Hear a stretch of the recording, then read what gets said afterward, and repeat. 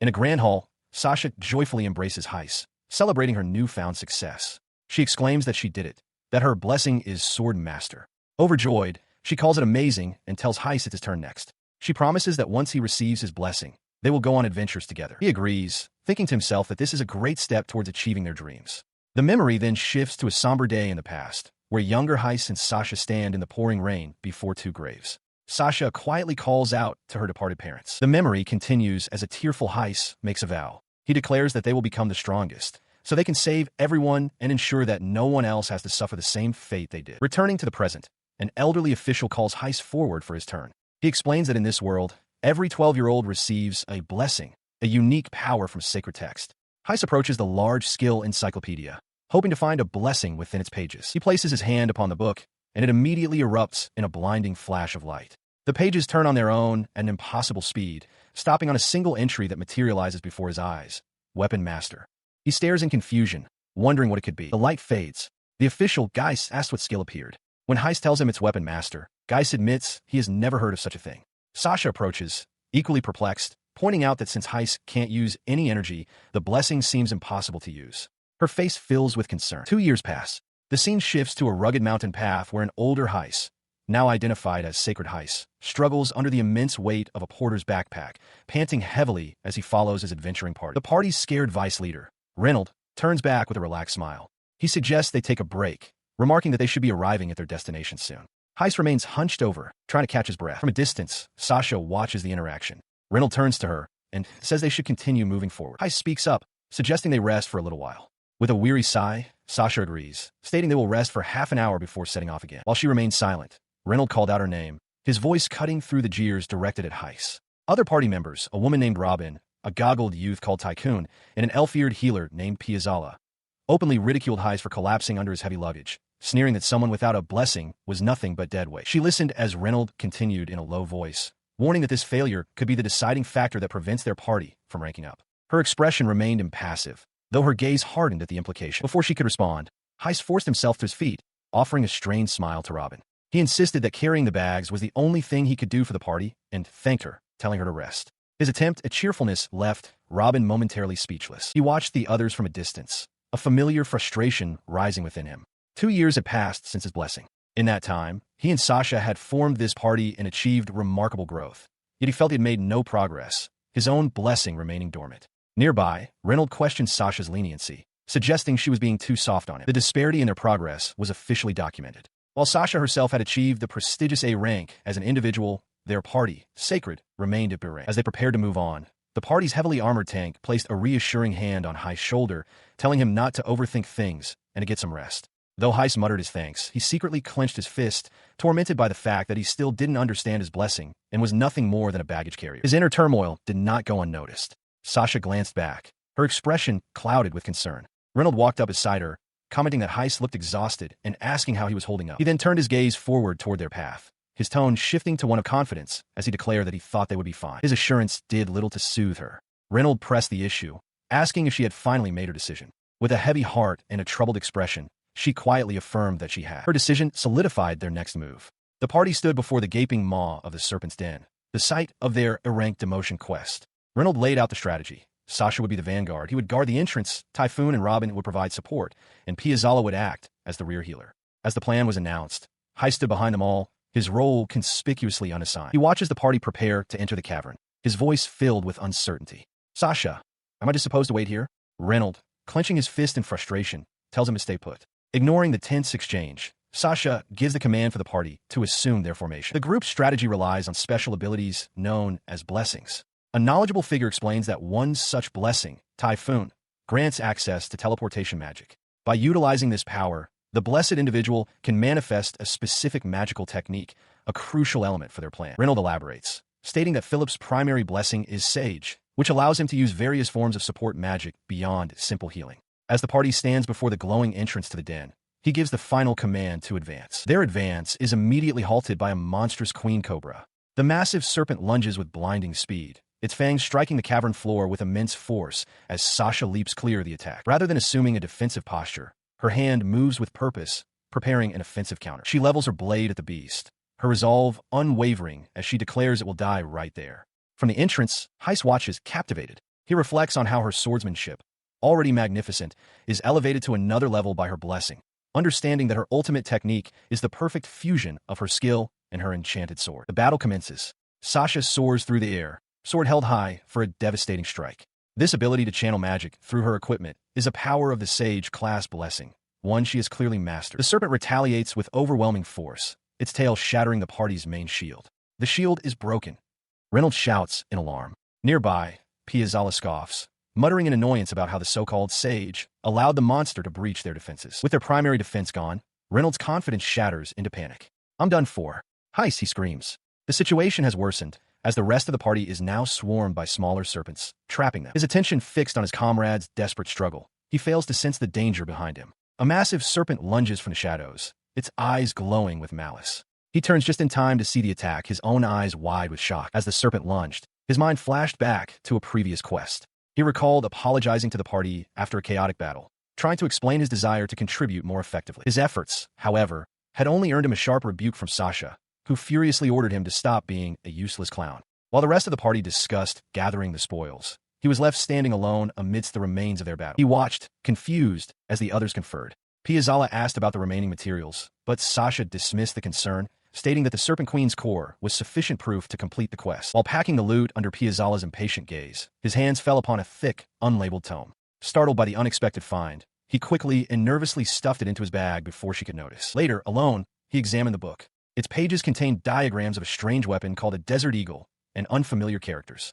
A peculiar feeling washed over him, one remarkably similar to the day he first received his blessing. He tried to show his discovery to the party as they gathered later, but they were already preparing to leave. Reynolds called his name, and Heis looked up from the book, hopeful, as the entire group approached his table. His hope was shattered in an instant. Before he could speak, Sasha delivered a devastating verdict with cold finality. "You should leave this party." The words struck him dumb. In utter disbelief, he pleaded with Sasha, asking if she had forgotten the promise they had made to each other. She turned away, her expression hardening. Internally, she admitted to herself that she hadn't forgotten. However, with the party on the verge of achieving A rank, she had concluded that he was nothing more than a burden. Her final gesture was to place a pouch on the table, his severance. She declared that her goal was to be in the strongest party, a goal for which he was no longer suited. He watched, stunned, as Reynolds tossed a small pouch of coins onto a nearby barrel, offering a dismissive apology and some money for the journey home. The vice leader then leaned in, placing a hand on Heis' shoulder with a smug grin, promising to make sure the party's fame would reach even his distant hometown. He continued, stating plainly that there was simply no longer a place for Heis within their ranks. Finding his voice, Heis looked past Reynolds towards the others, questioning if he had just been waiting for this exact moment. Reynolds appeared taken aback by the accusation. Before an answer could be given, Philip erupted, vehemently protesting Heis' expulsion.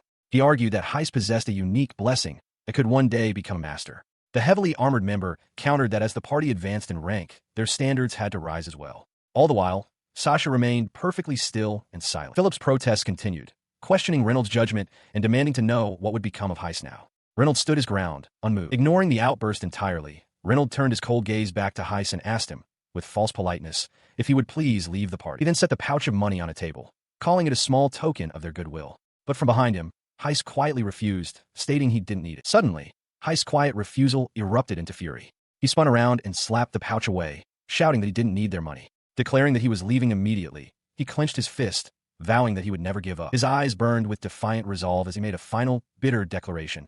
He would never become a quitter like Sasha. His furious accusation, that she used teammates to achieve her goals, left Sasha wide-eyed and stunned, the words echoing in the sudden silence. As she stared blankly, Reynolds stepped forward, calmly addressing her by name. In the background, Heis could still be heard shouting his vow to never give up. He knelt before the quiet girl, asking if this was truly what she wanted, assuring her it was fine and that all she needed was for Heis to die. Sasha, looking down, replied that it was no trouble and apologized for making him handle the matter. Later that night, under a crescent moon, Reynolds told her it didn't matter if she hated him for what was done. Sasha simply uttered his name in response. 2 months passed. Now on his own, Heis let out a weary sigh. He walked through a bustling hall, a large basket strapped to his back, when an adventurer at a nearby table spotted him. The man pointed him out, remarking that he himself had just managed to defeat 30 goblins and would have to try even harder. He paid them no mind, but the whispers followed. Other adventurers gossiped about the boy from the sacred party who got kicked out, mocking him for now picking flowers and playing solo. Their scornful words reached him. His expression hardened as he clenched his fist, thinking that all the brat did was tarnish the party's name, or perhaps his teammates just never liked him. On a wooden pier, 2 sets of footsteps echo in unison. One, the light, firm tread of ornate armored boots. the other, the softer sound of simple leather. Their synchronized steps come to a halt as Sasha raises a hand, stopping Heis.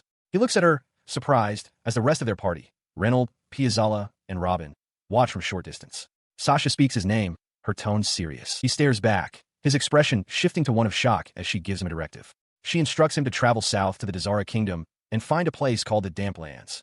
There, she explains, he will find white medicinal herbs needed to craft recovery potions. The request hangs in the air. He questions the task aloud, wondering about the sheer quantity of herbs she mentioned. As he processes the order, the rest of the party is already turning to leave. Sasha offers a simple, parting goodbye and walks away. Reynold glances back with a smirk, commenting to Sasha that he wonders if Heis will find the herbs for them. Watching them depart, Heis realizes the white herbs must be quite valuable, a way for the party to earn money. He understands he's been sent on an errand. As she walks away, a gentle, knowing smile graces Sasha's lips. She is certain he will succeed. Her unspoken confidence seems to reach him. He tightens his grip on the paper with her instructions. The destination is far, he knows, but his resolve is firm. He will go. By the next day, his journey brings him to the Damp Lands. He crests a hill and stops, his breath catching in his throat. Before him stretches an endless field of pristine white flowers, a sight so beautiful it leaves him speechless. Awed by the sight, he wades into the sea of blossoms and begins his task, carefully picking the herbs and placing them into a basket. He notes quietly to himself that the rest of the party is not with him. Despite being left to handle the task alone, a sense of gratitude settles over him. He looks up with a genuine smile, thinking that he should at least thank them. After all, their shared dreams might one day become reality. He looks over his shoulder, a sudden shadow falling over the field of white herbs. He wonders aloud what could be casting such a large shadow so abruptly. His eyes widen in sheer terror. Looming over him is a monstrous, bipedal dragon, its body a mass of dark, jagged scales and sharp claws. Frozen in place, he can only stare up in disbelief at the colossal beast that has appeared before him in the tranquil field. The creature lets out a deafening roar. Panic seizes Heis as he realizes the dense field of herbs offers no clear path to escape, his legs trembling uncontrollably. He lets out a desperate scream as the dragon lunges forward, its immense form blotting out the sky. The force of the attack sends him hurtling through the air. He crashes hard against the rocky ground, the impact forcing a pained gasp from his lungs. Meanwhile, from a high vantage point, Reynold observes the scene with a cold expression. He muses on why Sasha would have sent Heis to this exact spot, concluding that the boy is nothing more than a nuisance to the party. Battered and bleeding, Heis sees an image of Sasha's smiling face flash through his mind. Despair washes over him as he lies before the beast, questioning if he even deserves to live. As the dragon snarls, readying a final blow, a spark of defiance ignites within him. He grits his teeth, telling himself that this is not where his life will end. His resolve solidifies. He is not ready to die. A strange light emanates from his eye as a brilliant, blinding flash erupts from his outstretched hand. He feels the light coalesce in his hands, forming a strange, metallic weapon, an M79 grenade launcher. A primal instinct surges through him, a sudden, certain knowledge that he can wield this impossible object. The dragon lets out a deafening roar as it charges. His newfound instinct tells him exactly what to do. Squeeze the trigger and launch the explosive payload. With newfound resolve, he lifts the heavy weapon and takes aim, a single thought cutting through his fear. I can do this. As the beast lunges, its maw wide open, he pulls the trigger. A single projectile shoots forward, flying directly into the dragon's throat. A tremendous explosion erupts from within. The force of the blast obliterates the dragon's head from the inside out, sending a shockwave that throws Heis backward. In the aftermath, the weapon in his hands begins to dissolve into particles of light. He glances at his weapon master book, a dawning horror on his face as he questions if this was the blessing it mentioned, a power not of this world. The adrenaline fades, and the reality of his survival hits him. He collapses to his knees, sobbing with relief and terror, a sound that quickly twists into a wild, unhinged laugh. Through his fractured state, a memory surfaces, Sasha's face smiling sweetly as she condemned him, calling him a wretch. The memory cuts through the hysteria, replacing it with a cold, burning fury. He clutches his face, his eyes wide with the pain of betrayal, and makes a solemn vow. I will never forget. Meanwhile, at the guild hall, Guildmaster Geist looks on from his office. He congratulates Reynold and Piazzala on their promotion to A rank.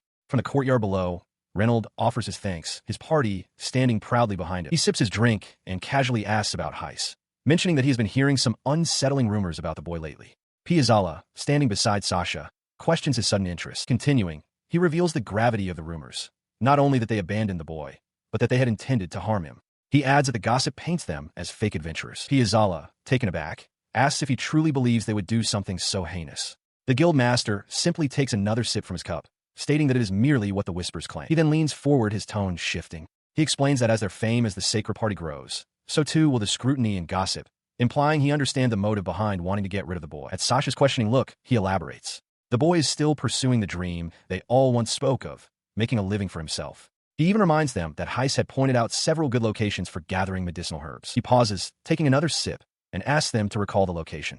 He prompts them, mentioning the direction of the Dazara Desert. Suddenly, his calm facade shatters. He slams his cup onto the table with a crash, his voice booming as he demands to know if they are playing games with him, specifically mentioning the wetlands. His accusation hangs in the air as he reveals the terrifying truth.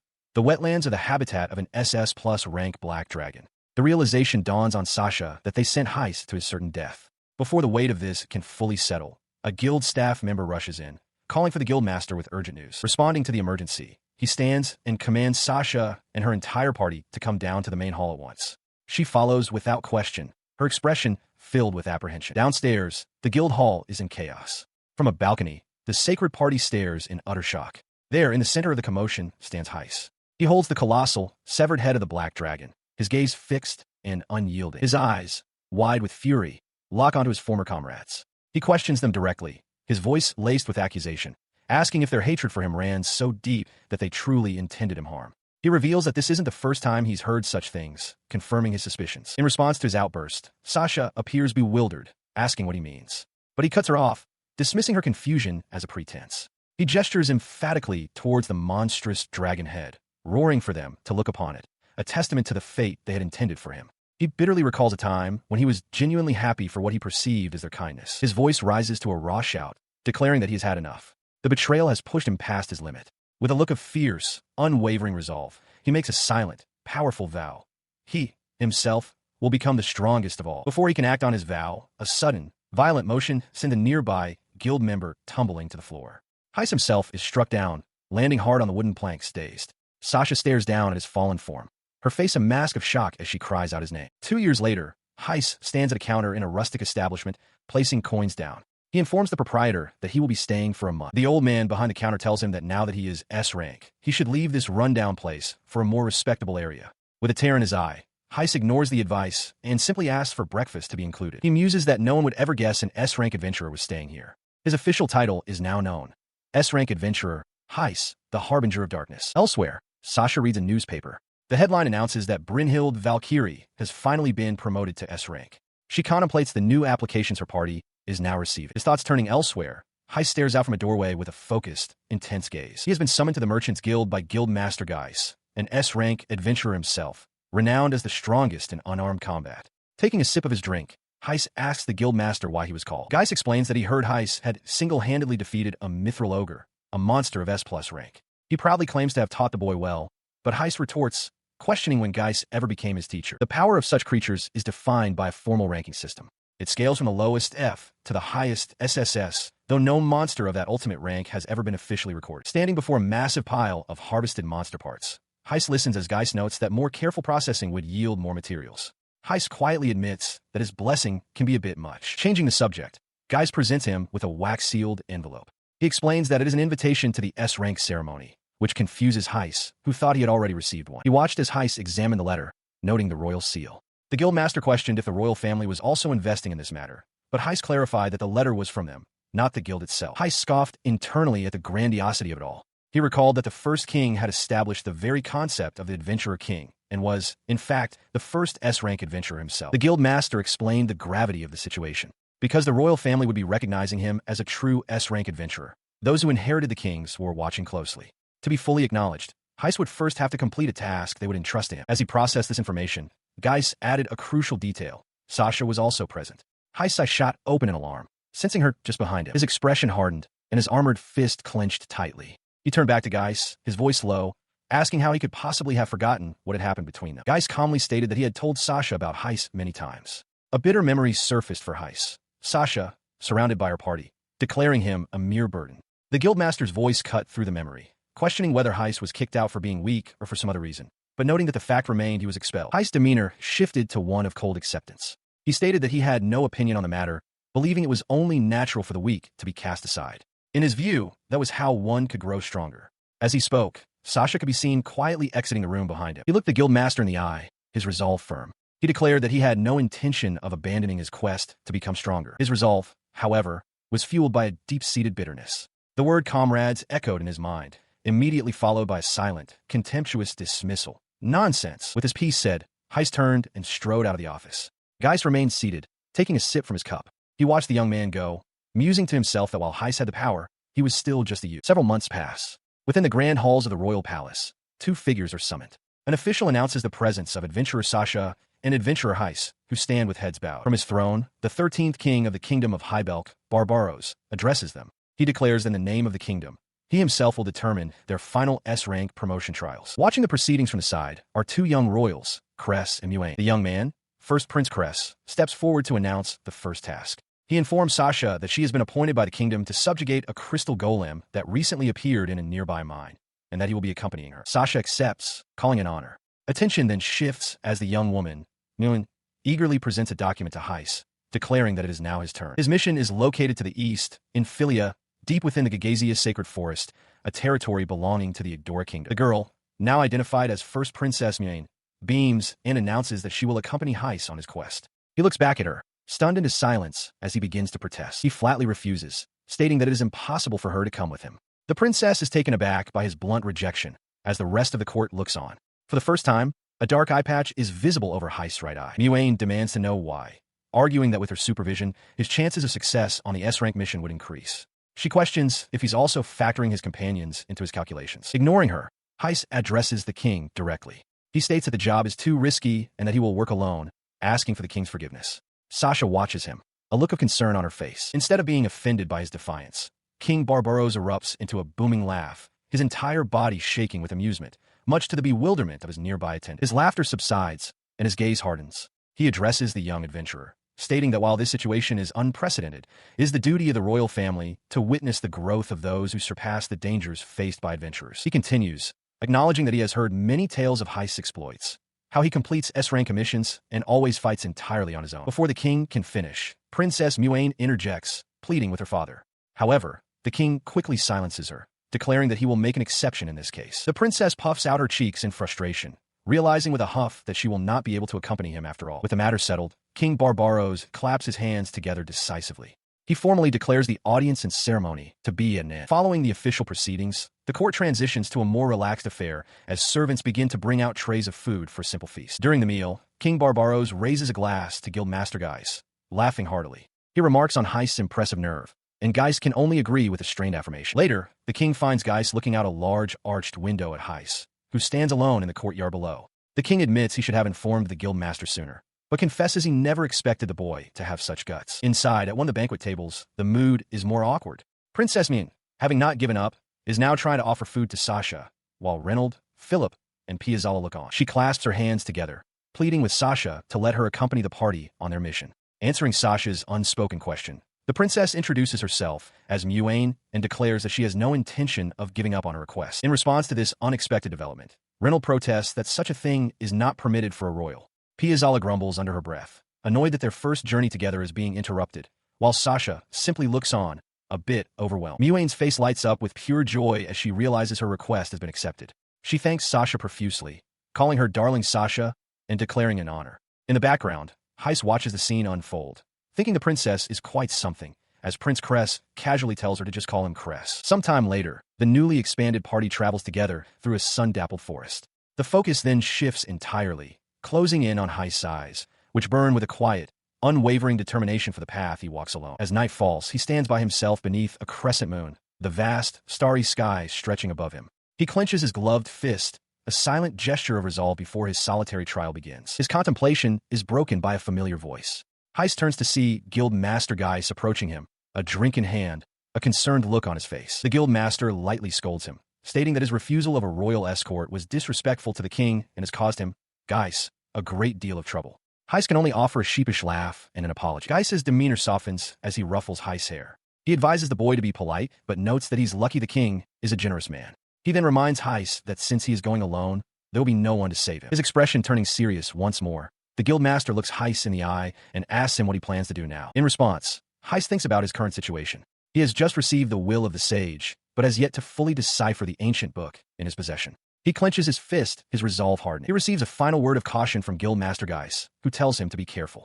With a brief farewell, The young adventurer turns to leave under the dim light of a crescent moon, the imposing silhouette of the guild hall looming behind him as a heavy gate thuds shut. His solitary figure passes through the heavy stone gates, heading out into the night. He doesn't get far before a familiar voice urgently calls out his name. He stops and turns to see Sasha standing in the archway, her expression serious. She asks if they can talk for a moment, but he immediately rebuffs her, questioning if they even have anything to discuss. Taken aback, Sasha offers a quiet apology. He dismisses her apology with a scoff, telling her to stop the nonsense before turning his back on her once more. His composure finally shatters. He whirls around, his voice raw with fury, demanding to know why she's suddenly being so polite and apologetic. He gestures angrily to a bandage covering his left eye, shouting that she didn't even care when his eye was gouged out, and bitterly questions if she's trying to clear her conscience after 2 long years. As he storms away again, Sasha hurries after him, calling his name. She tries to bring up the flower-picking incident, her voice trailing off. Her words bring to mind the commission they undertook together, a quest that evidently had disastrous consequences. He cuts her off, his voice dripping with sarcasm. He demands to know what she's even apologizing for, accusing her and the others of never feeling at fault in the first place. Sasha is left speechless, unable to answer. He looks at her with cold, pained eyes, telling her that she is utterly soulless. The accusation strikes Sasha hard. Her eyes widen in shock and begin to well with tears as she whispers his name. He abruptly turns his back on her, his movement sharp and decisive. Startled by his sudden dismissal, Sasha reaches out, her hand grasping at the empty space where he just stood. As rain begins to fall around them, she manages to catch his hand. Her voice trembles as she apologizes, confessing that she was terrified and, at the time, truly believed that his departure from the party was the correct decision. Her expression softens into a hopeful smile, pleading with him. She expresses her wish that he would understand, reminding him of a time she promised that if he just stayed safe, she would make their shared dreams a reality. Her plea only ignites his fury. He rips his hand from her grasp, coldly dismissing her words as nonsense and questioning if those were just empty promises she made on her own. He declares that from now on, he will become strong in his own way, forging his own path. As his bitter words strike her, a single tear traces a path down Sasha's cheek, mixing with the falling rain. His voice rises with resentment as he continues, questioning whatever noble reason she had for kicking him out. He proclaims that her decision ultimately swept away everything they had ever dreamed of together. With his piece said, he tells her to continue her efforts to become the strongest party. He adds with scorn that even if he were strong, he would never cast out someone weak the way she did. As he walks away, Sasha stands frozen, watching him go. He pauses one last time, his back still turned to her. He declares that his life has been completely destroyed, that everything has collapsed beyond repair. With a final warning that he will no longer rely on her for anything, he walks away into the downpour, leaving her alone in the city square. Among the world's rarest medicinal herbs is the one known as Eternal Moonfame. An open tome details its properties, while the plant itself is depicted blooming delicately beneath the light of a full moon. According to legend, this elusive herb can only be found atop Mount Gagazia, a peak nestled deep within the forests of the Igdora Kingdom. Within a room, Heis sits and takes stock of his own equipment. He reflects on his dragon scale, armor, which is merely a dragon's shed skin, and his Hapluan ring, a magical item box with limited storage. His grimoire, he notes, is only a few pages long. His preparations seemingly complete, he arrives at the Merchants Guild, placing his S-rank adventurer card upon the reception counter for inspection. The guild staff member greets him with a smile, informing him that Guildmaster Geist is currently meeting with Sasha and that he should wait. As he turns to the quest board, wondering if there are any high-rank requests for rare herbs, he tells her he will wait. While he scans the various postings, a female voice suddenly asks him what is wrong. He looks up to see an elf with distinctive pointed ears and a bow in her hair. He responds curtly that it is nothing, though the elf continues to stare at him with a skeptical gaze. Their exchange takes place before the guild's bustling quest board, which is plastered with notices for bounties and requests. Breaking the silence, she asks him a direct question. Are elves considered rare? He turns to her and confirms that, more or less, they are. He elaborates on his thought, explaining that it is unusual to see an elf who has ventured away from the Igdora region. A map illustrates the vast distance between the kingdom of Hibbel and the isolated forests of Igdora, reinforcing his sense that her presence here is strange. He watched from a short distance as another woman approached Piazzala. This newcomer, a B-rank adventurer named Persea, presented her identification card. Piazzala seemed surprised, noting that it was Persea's first time here and remarking on the rarity of meeting another elf. Stepping closer, he commented to Piazzala that it was the first time he'd encountered someone like her, so strong on their own. She turned the question back on him, asking about his own situation. In response, he simply presented his own adventurer card. Piazzala's eyes widened as she registered the S-rank designation. As they stood before the quest board, he acknowledged that it was indeed rare for an S-rank to adventure alone. Piazzala, however, seemed more interested in his choice of quest, pointing out that he was accepting a commission in the Igdora forest. The name Igdora provoked a sudden, intense reaction from him. He closed the distance between them abruptly, his voice low as he told her it was none of her concern. His aggressive questioning was cut short when a guild staff member called out, informing Heis that it was his turn. Realizing he had overstepped, he quickly composed himself and announced he was leaving, turning away from the stunned elf. Meanwhile, in another part of the guild hall, Sasha addressed someone just out of view. She surmised they were also there to meet with Guildmaster Geist regarding a quest directly commissioned by the king. The person she spoke to was Heis. He walked past her without a word, his expression unreadable as he continued on his way. She watched him pass, a flicker of concern on her face, while Piazzala observed their brief, silent exchange from a short distance away. He entered the Guildmaster's office. Inside, Geist stood with another powerfully built man. The Guildmaster addressed Heis directly, stating that it appeared the SS-ranked dragon in the Gagazia region was becoming active. He added a crucial piece of intelligence. The Yggdrasil clan, one of the 4 great clans, was also operating in the same area. He listened as Guildmaster Geist began to explain the nature of their target. The clan Yggdrasil was composed primarily of demi-humans, and its leader was the renowned hero Iris, an elf. The Guildmaster elaborated that clan was perhaps a misleading term. It was a massive organization with numerous subordinate adventurer parties under its protection. These parties operated with full autonomy, receiving their rewards directly without the clan taking a share. Finishing his explanation, Geist presented him with a small, sealed object. Heis stared at it, his expression questioning what it could be. He clarified that it was a letter of introduction for Heis to present to the Yggdrasil Guild. Geist boasted that after 40 years in the business, his connections, including with the leaders of the 4 great guilds, would surely be of great help. Tucking the letter away, Heis announced his departure. From a high window, Geist watched him go, bidding him to be careful. He passed through the city's towering stone gates, leaving the bustling center behind for the open road of the outskirts. Suddenly, a flash of light caught his eye. With swift precision, he drew a peculiar, pistol-like weapon, its mechanism clicking into place as he demanded to know who was there. He fired a warning shot, a blast of energy erupting near his unseen target. He shouted that it was a first warning, the next shot would draw blood. In response, a small, smiling creature emerged from the ground, offering a simple apology. From behind a tree, an elf archer revealed herself, admitting he had discovered her. Heis demanded to know why she was sneaking around. She began to state that she had a request, but he cut her off, telling her to find someone else. She persisted, explaining that she was also heading toward Gagazia. Since their path was the same, she argued, anyone would suffice for her purpose. She challenged him to give her a reason why she couldn't accompany him. He stares down at the elf, demanding to know what her plight has to do with him. From her sickbed, she explains that a single type of herb is the only cure for her sister. She has prepared everything else, but this one ingredient is missing, and to make matters worse, it is the monster's breeding season. She continues, clarifying that traveling with him specifically is a strategic choice. The Igdora Kingdom is providing logistical support for his journey, making him the most efficient and unobstructed path to her goal. Now standing in an open field, he expresses his shock, questioning how she could possibly know so much about his mission. The elf casually replies that her intuition prompted her to eavesdrop on his plans. Her expression turns desperate as she clenches her fist, pleading with him to let her join his journey so she can save her sister. He considers her plea, asking for the terms of their arrangement. She offers a star contract. If she successfully retrieves the herb, he can have all the reward money. If she perishes along the way, he is free to abandon her corpse. They would simply be temporary companions until they reach their destination. Her gaze is unwavering, her expression conveying a cold determination to succeed, regardless of the personal cost. He finally relents, agreeing that they will travel together. However, he raises a hand that begins to crackle with energy, adding a severe condition to his acceptance as he utters a single, chilling word. Begone. He clarifies his grim terms. She must live and die by her own strength. He makes it clear that there is no concept of companionship between them. With the terms set, he turns his back and walks away.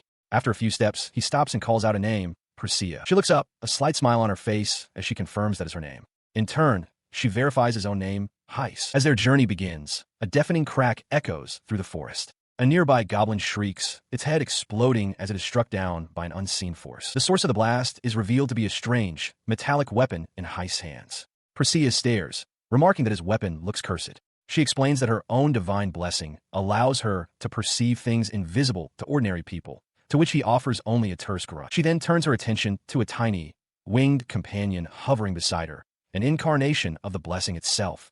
The fairy confirms that this is why Priscilla can perceive it. The elf muses that this explains her enhanced knowledge, though she still cannot discern anything unusual about Heis himself. He, however, is lost in his own thoughts, prompted by her questioning. He lets out a weary sigh. His unique skill, Weapon Master, allows him to use armaments from a different world, but he himself has no idea what that truly means. His skill grants him access to a strange arsenal, an M79 grenade launcher, a Winchester 1873, a Benelli Nova, and a Desert Eagle. While he possesses a great deal of ammunition, the full extent of his power remains locked. He explains that only he can wield these weapons. As Priscilla reaches out to touch his massive pack, it dematerializes at her touch. Seeing that they have covered enough ground, Heis declares that they will make camp for the night. He quickly sets up a surprisingly well-equipped camp in a clearing. As he tends to a cooking pot over a fire, Priscilla watches, remarking with admiration on the quality and uniqueness of his supplies. His cooking complete, he presents her with a tray holding a hearty sandwich and a bowl of soup. She notes that the meal is made from high-quality ingredients, far different from the typical fare of even S-rank adventurers. She hesitates, reminding him of their agreement. "I thought we weren't allies," she asks. Without turning to face her, he simply tells her to eat. She cautiously takes a bite of the soup, and her eyes widen in astonishment. The flavor is incredible. As she marvels at his cooking skill, Heis sits atop the tent, reflecting that for an S-rank porter, self-sufficiency in all things is a necessity. After the meal, with the bowl now empty, Priscilla offers her thanks. Her gratitude seems to linger as she continues to stare at him. He notices her fixed gaze and asks what's on her mind. She explains her surprise, admitting she's truly grateful. She had misjudged him as merely a cold person, but his actions suggest otherwise. Her sincerity leaves him momentarily speechless, a simple "huh" escaping his lips. Continuing her thought, Priscilla reveals the deeper reason for her gratitude. She explains that this journey represents a chance for her to save her sister. As the campfire crackles beside them, she suggests he get some rest as well, promising to ask the spirits to keep watch. With a final, cheerful thanks for the delicious dinner, she settles in. He agrees, a strange feeling of nostalgia washing over him as he gazes at the starry sky. Their brief moment of peace is interrupted by a rustling in the trees. As they look up, Heis' eyes widen in disbelief at the sight before them.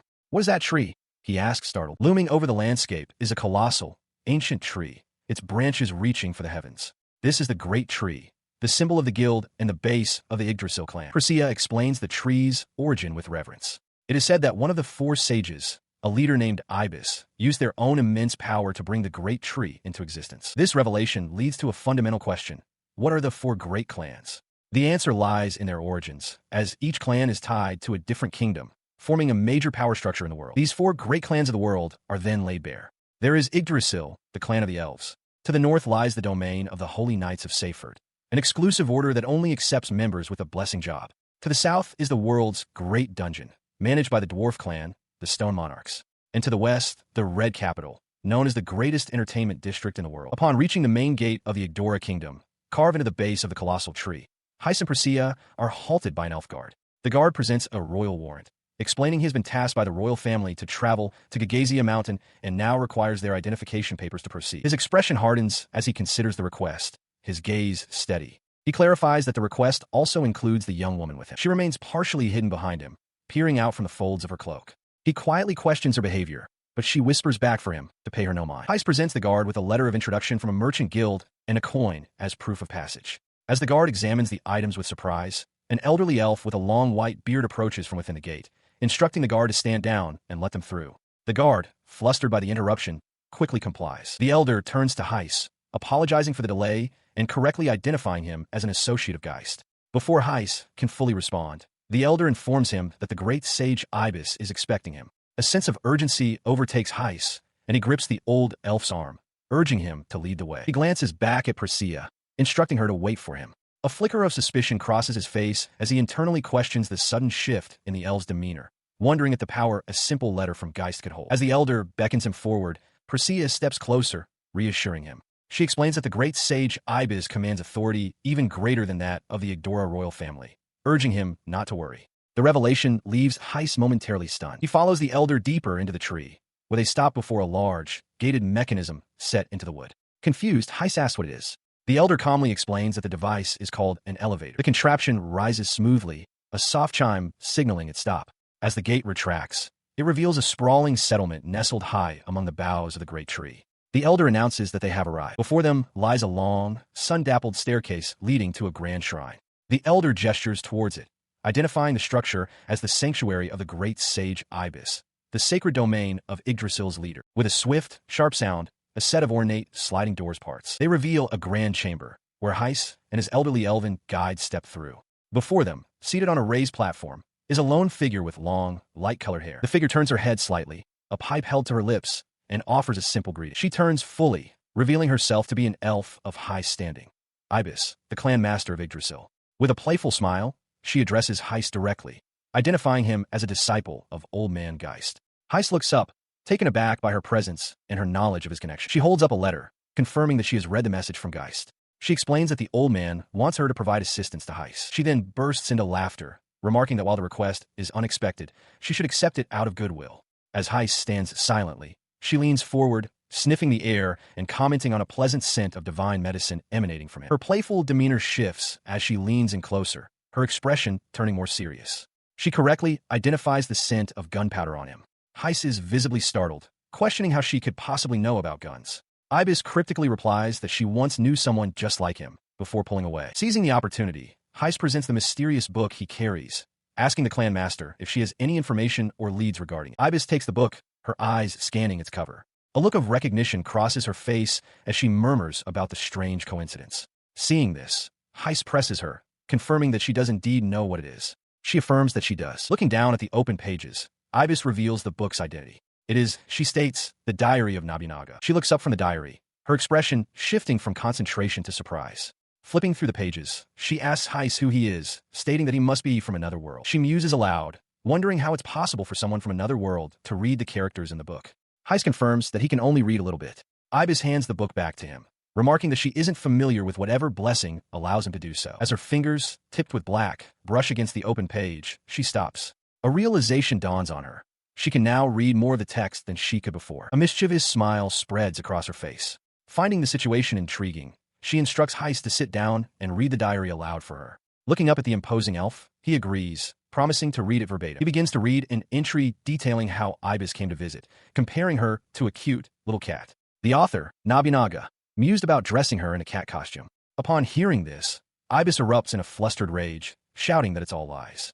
Heis, startled, asks what's wrong, as Ibis fumes about punishing Nobunaga. He is left to wonder about the true nature of their relationship. Her embarrassment reaching its limit, she snatches the book from his hands. She declares that's enough for one day, telling him to come back another time if he needs help. The sudden movement sends Heis stumbling backward onto the floor. Now outside on the slopes of the Gagazia mountainside, Heis sighs, looking at the diary. He reflects on the strange coincidence of opening to that specific page, finding the idea of a living book with its own will to be rather unsettling. As he walks, the ground suddenly trembles and erupts.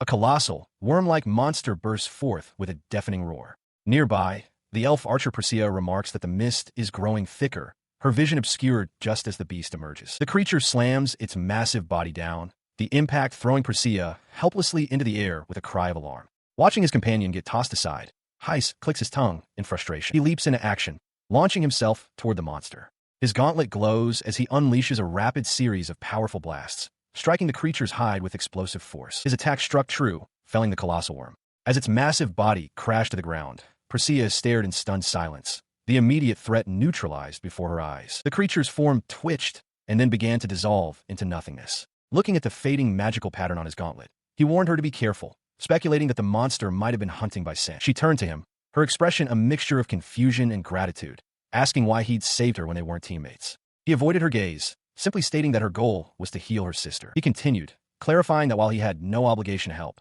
her objective was the same as that girl's. He then awkwardly thanked Persea for the good advice she had shared with him during their journey. Her serious demeanor softened into a gentle, knowing smile. Dismissing his reasoning as unimportant, she simply thanked him. Her earnest gratitude caught him completely off guard, eliciting a startled cry. Resuming their journey, Persea pointed towards a distant silhouette against the moon, noting that a dragon was out hunting. She suggested they use the opportunity to quickly run and retrieve what they came for. He grew agitated, urging her to hurry and come right back after picking the item. He questioned who would ever underestimate a dragon in its own territory, muttering that something felt wrong.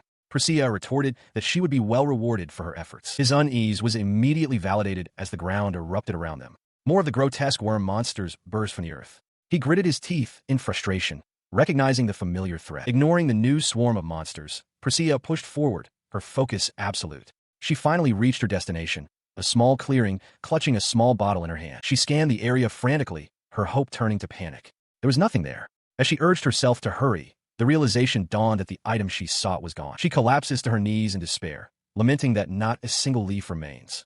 Standing over her, Ibis coldly questions the whereabouts of the Vin Noyet Dan. With tears in her eyes, Persea can only apologize to her sister, while Heis lies unconscious nearby. Their moment of despair is shattered by a deafening roar that shakes the very ground. A colossal beast, an SS plus rank monster known as the Tandai Long, erupts onto the scene, its massive maw wide open. Persea's face contorts in pure terror as she stares up at the new, overwhelming threat. The elf archer Priscilla stands her ground against a monstrous giant toad. The beast lets out a gurgling roar, its cavernous mouth agape, as she stares it down with grim determination. Believing she has a chance to escape if she can land a powerful enough shot, she draws her bow. A swirling vortex of magical energy gathers around the arrowhead as she takes aim. The enchanted arrow flies true, striking the creature squarely in the head with a dull thud. To her shock, the beast barely flinches. Priscilla looks on in disbelief, realizing her attack was completely ineffective against its tough hide. In response to the feeble attack, the giant toad lets out a deafening, guttural roar that shakes the ground. Priscilla flinches, her confidence shattered as a cry of fear escapes her lips. The monster's long, sticky tongue whips out with incredible speed. Before she can react, it wraps tightly around her midsection, lifting her effortlessly into the air. With a brutal slam, the creature smashes her into the ground. The impact is devastating, and the monster roars in triumph as its tongue continues to constrict her. Suddenly, a voice cuts through the chaos. Heis stands before her, his left eye blackened and bleeding as he pants heavily. Priscilla, still trapped, looks up in shock, asking why he is there. He ignores her question, shouting for her to get back as he prepares to engage. He raises a firearm and unleashes a rapid volley of shots. The projectiles spark and ricochet harmlessly off the monster's tough hide. He grits his teeth in frustration, realizing his current firepower is insufficient to even scratch the creature. Undeterred, he quickly holsters the smaller weapon and draws a much larger, double-barreled firearm, its muzzles gaping wide. He deftly loads a small, glowing vial into the weapon's chamber. With a spin, he aims the enhanced firearm forward, preparing to unleash a far more powerful blast. He pulled the trigger. A deafening boom echoed through the night as the enhanced projectile erupted from the barrel, striking the colossal toad squarely in its head. The impact sent the beast reeling, and it collapsed to the ground, lifeless. With a sigh of relief, Heis confirmed it was finally dead. He turned to Priscilla, asking if she was all right. Startled, she could only manage a quiet yes, still shocked that he had defeated the dragon-like creature so easily. Her initial shock gave way to a pointed question. She looked at him, her voice laced with concern, asking why he was there. She reminded him that he was supposed to have returned immediately after picking the herbs. As he remained silent, the realization dawned on her. He had rushed back just to save her. Her expression softened, a blush rising to her cheeks. But then, her gaze shifted to the landscape beyond him. She noticed the flowers were glowing, even though they were not supposed to bloom during the day. Heis followed her gaze, wondering what was happening. Their attention focused on a specific type of flower, the Vin Noyet Dan. As they watched, its petals began to wither and droop, its light fading before their eyes. Priscilla understood immediately. The dragon's blood. It's making them wither, she murmured in disbelief, looking out over the blighted field. A sense of urgency filled her. She turned to Heis, explaining that there was just a little more time, and pointed towards a specific area in the distance. She had been running frantically through the field, picking the flowers. As she hurried, a bright flash of light in the distance caught her eye, a sign of the battle that was to come. She quickly grabbed a pouch from her thigh. With great care, she placed the delicate, glowing flower inside a glass jar. She then sealed the lid tightly, preserving its luminescence. Returning her focus to the present, she turned to Heis and held out the sealed jar. With a bright smile, she explained that the dragon had been defeated. This, she declared, was his reward for his efforts. She urges him to accept the gift, stating that she will have to search for what she needs somewhere else. Heis remains silent, clutching the glowing jar, his expression a mixture of confusion and concern as he watches her depart. Before he can respond, a voice cuts through the quiet, shouting from the base of the mountain. A young male elf rushes towards them, his face etched with panic as he calls out to Princess Priscilla. He reaches the group and immediately grabs Heis' shoulder, his voice a mixture of immense relief and accusation. He explains how worried they were, exclaiming that the princess had vanished completely, leaving behind only a small note. His gaze sharpens as he scrutinizes Heis, asking if he is indeed the S-class adventurer and if he was the one who accompanied the princess on her journey to Gagazia. With a quiet intensity, Heis confirms that he was. He remains silent as the attendant reveals the princess's true identity. Priscilla is the heir to Queen Alcera, princess of the Deepwood Kingdom of Igdora. The attendant questions the purpose of her journey, his expression hardening as if confirming a suspicion. His implication enrages Priscilla. She whirls on him, demanding to know if he expected her to abandon her sister and simply let her die. The attendant averts his gaze, muttering that perhaps it is simply fate, as not even the sacred Gagazia mountain could help her. She clenches her fist, her resolve hardening. The attendant presses on, urging her to return with them, so they can discuss the matter of her succession to the throne. Seeing the conversation has turned to royal matters, Heis decides it is time for him to depart. He gives Priscilla a light pat on the shoulder, bids her farewell, and turns to walk away, leaving her staring after him in stunned silence. Later, in a chamber within the kingdom of Igdora, Priscilla weeps in the arms of Queen Alcera. She sobs that her quest was a failure, that she was unable to find any of the Vin Noyet Dan flowers. The queen gently comforts her distraught sister. She reassures her younger sister, echoing the attendant's earlier words that perhaps this outcome was simply fate. The queen emphasizes that what truly matters is the journey she undertook, whether to the west or to the central lands. Wiping her tears, Persea nods in solemn agreement. She presents a small gift to her sister, Queen Alcera, who looks on in surprise. Persea explains it is a small souvenir from her journey. The gift is the Vin Noyet Dan flower, perfectly preserved within a glass jar. The memory of obtaining it brings a wave of emotion, and with tears in her eyes, she thinks of the one who made it possible, Heis. Several days later, at the Adventurers Guild, Heis sits alone, sipping a drink. A guild official behind the counter comments that he has failed yet another commission. The man continues, expressing his disbelief that Heis not only failed a simple escort mission for the princess, but also refused to accept any payment for his troubles. Changing the subject, the guild official offers him a new task. He explains that a new dungeon has been discovered and requires investigation, handing Heis the official request. As he turns to leave, a familiar voice calls out his name. Heis stops, stunned to see Princess Persea standing in the doorway with a bright, cheerful smile. Her presence is a testament to her success. Thanks to the medicine derived from the flower, Queen Alcera has recovered enough to resume her duties. Persea is deeply indebted to him. Back in the present, Heis regards her with a weary expression, asking what she wants from him now. She explains that with the queen healed, she has been granted permission to continue traveling. She wants to repay him for all of his help. With earnest determination, she offers to become his companion, ready to assist whenever he needs her. The proposal catches Heis completely off guard, and he instinctively backs away, rejecting the idea outright. His blunt refusal, however, does not seem to discourage the elven princess. A soft, knowing chuckle escapes her as she watches him, her expression one of amused determination rather than disappointment. As he turns his back and begins to walk away, his footsteps echoing lightly, she calls out one last time, pleading that if nothing else, he at least join her for a meal. Her words trigger a memory from a few days prior. He recalls walking through the city streets, his party having just been assembled, when Persea had cheerfully pointed out a rather nice-looking tavern nearby. He had remained silent then, lost in his own thoughts. He remembers the faces of all his companions from that day: Sasha, Reynold, Robin, Piazilla, Typhoon, Prince Cress, and Princess Muane. They were all united, their resolve steel for the challenge ahead, to conquer the royal family's trial and defeat the crystal golem. At the entrance to the mining area, Sasha gazes towards the dark passage with a determined expression.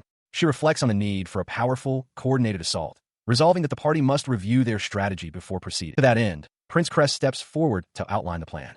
He explains that they will begin by utilizing his duplicate ability, gesturing toward two identical figures of Sasha standing ready. He continues the briefing, stating that after his ability is active, Robin will use her exploding arrow skill, which will be empowered by Princess Mie. With the strategy laid out, Sasha addresses the group, declaring her complete trust in the team. She affirms that once their preparations are complete, she will move in to deliver the finishing blow. Reynold, Robin, Heis, and Philip listen with focused attention. She then turns her attention specifically to the royal siblings, formally asking Prince Cress and Princess Muane if they are ready to execute their parts of the plan. In perfect unison, both Cress and Muane shout their affirmation, their expressions alight with determination and readiness for the battle ahead. With their resolve confirmed, Sasha declares it is time. She takes a confident step forward, leading the party into the cavernous maw of the mine. Inside, the party is greeted by a breathtaking sight, a massive cavern filled with glowing, high-purity crystals.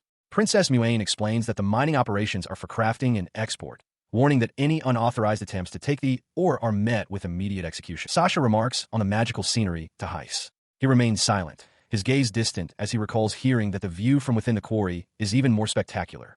Piazala notices his pensive state. His thoughts are shattered when Princess Muane suddenly cries out for everyone to halt. Looming before them from the crystalline depths is a massive golem made of jagged rock and crystal, which she identifies as a crystal golem. From a vantage point, Robin surveys the crystal mine's entrance, reporting her findings to the group. She counts a total of 7 golems. 5 are patrolling deeper within the area, while 2 stand guard at the gate. Philip expresses his confusion, questioning the nature of the creatures before them. As she speaks, Heis analyzes the constructs, noting to Sasha that their strange movements are because they are not natural creatures, but rather ore or stone that has been transformed into golems. He is interrupted by Reynold, who turns to Sasha and asks for a plan. Reynold remarks that monsters born from a simple ore deposit should not possess such advanced cognitive abilities. With a determined gaze, Sasha begins to draw her sword, stating the obvious course of action. She declares they will proceed according to the original plan. Placing a hand on Prince Cress's shoulder, she commands him to use his ability, Duplicate. A soft glow emanates from her touch as the magic activates. In an instant, a perfect copy of Sasha materializes beside her. Seeing this, Robin shouts that everything now depends on the princess. At the same time, Princess Muane focuses her power, casting an explosion charm that envelopes Robin's arrows in light. Her arrows now glowing with power, Robin draws back her bow, a fan of projectiles ready to be unleashed. With a determined cry, she announces it is time for battle. She lets the enchanted arrows fly. They streak across the battlefield and strike the smaller golems, erupting in a series of powerful explosions that shatter the frontline guardians. With the lesser threats eliminated, the two Sashas surge forward in perfect unison.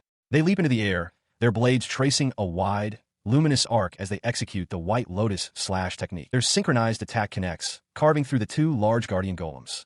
The crystalline bodies of the constructs crack and shatter, unable to withstand the force of the combined assault. As the dust settles, Sasha calmly reports that the monsters have been completely defeated. Piazzala marvels at the overwhelming power of Cressa's blessing. However, the effort has left Princess Muain exhausted and panting. She informs the others that she must rest for a full day before she can copy another blessing. She peers into the oppressive darkness of the mine shaft, a sense of foreboding creeping over her. There is something deeply suspicious lurking within, and her instincts are on high alert. Her brother, Prince Cress, notices her unease and questions if she is joking. She replies grimly that it is quite real, adding that the crystal golem they just fought was unlike any she had ever seen before. His expression hardens at her words. A stark realization crosses his face. They have been detected. He steps forward with authority, his voice echoing as he commands the entire party to remain on high alert. This is not a mission where they can afford to be careless. Following his command, the group proceeds into a large, excavated chamber labeled as a crystal workshop. One of them remarks that their quarry is quite skilled. From the shadows, a figure lounging on a pile of rubble speaks, commenting on the pretty, white-haired girl. When Sasha demands to know who he is, the horned man smirks, introducing himself as Crane of the Demon Clan. The name sends a shockwave through Heis. He repeats Demon Clan, in disbelief, recalling them as a race that once vied for dominion over humanity itself. The world is indeed divided between the human realm and the demon realm.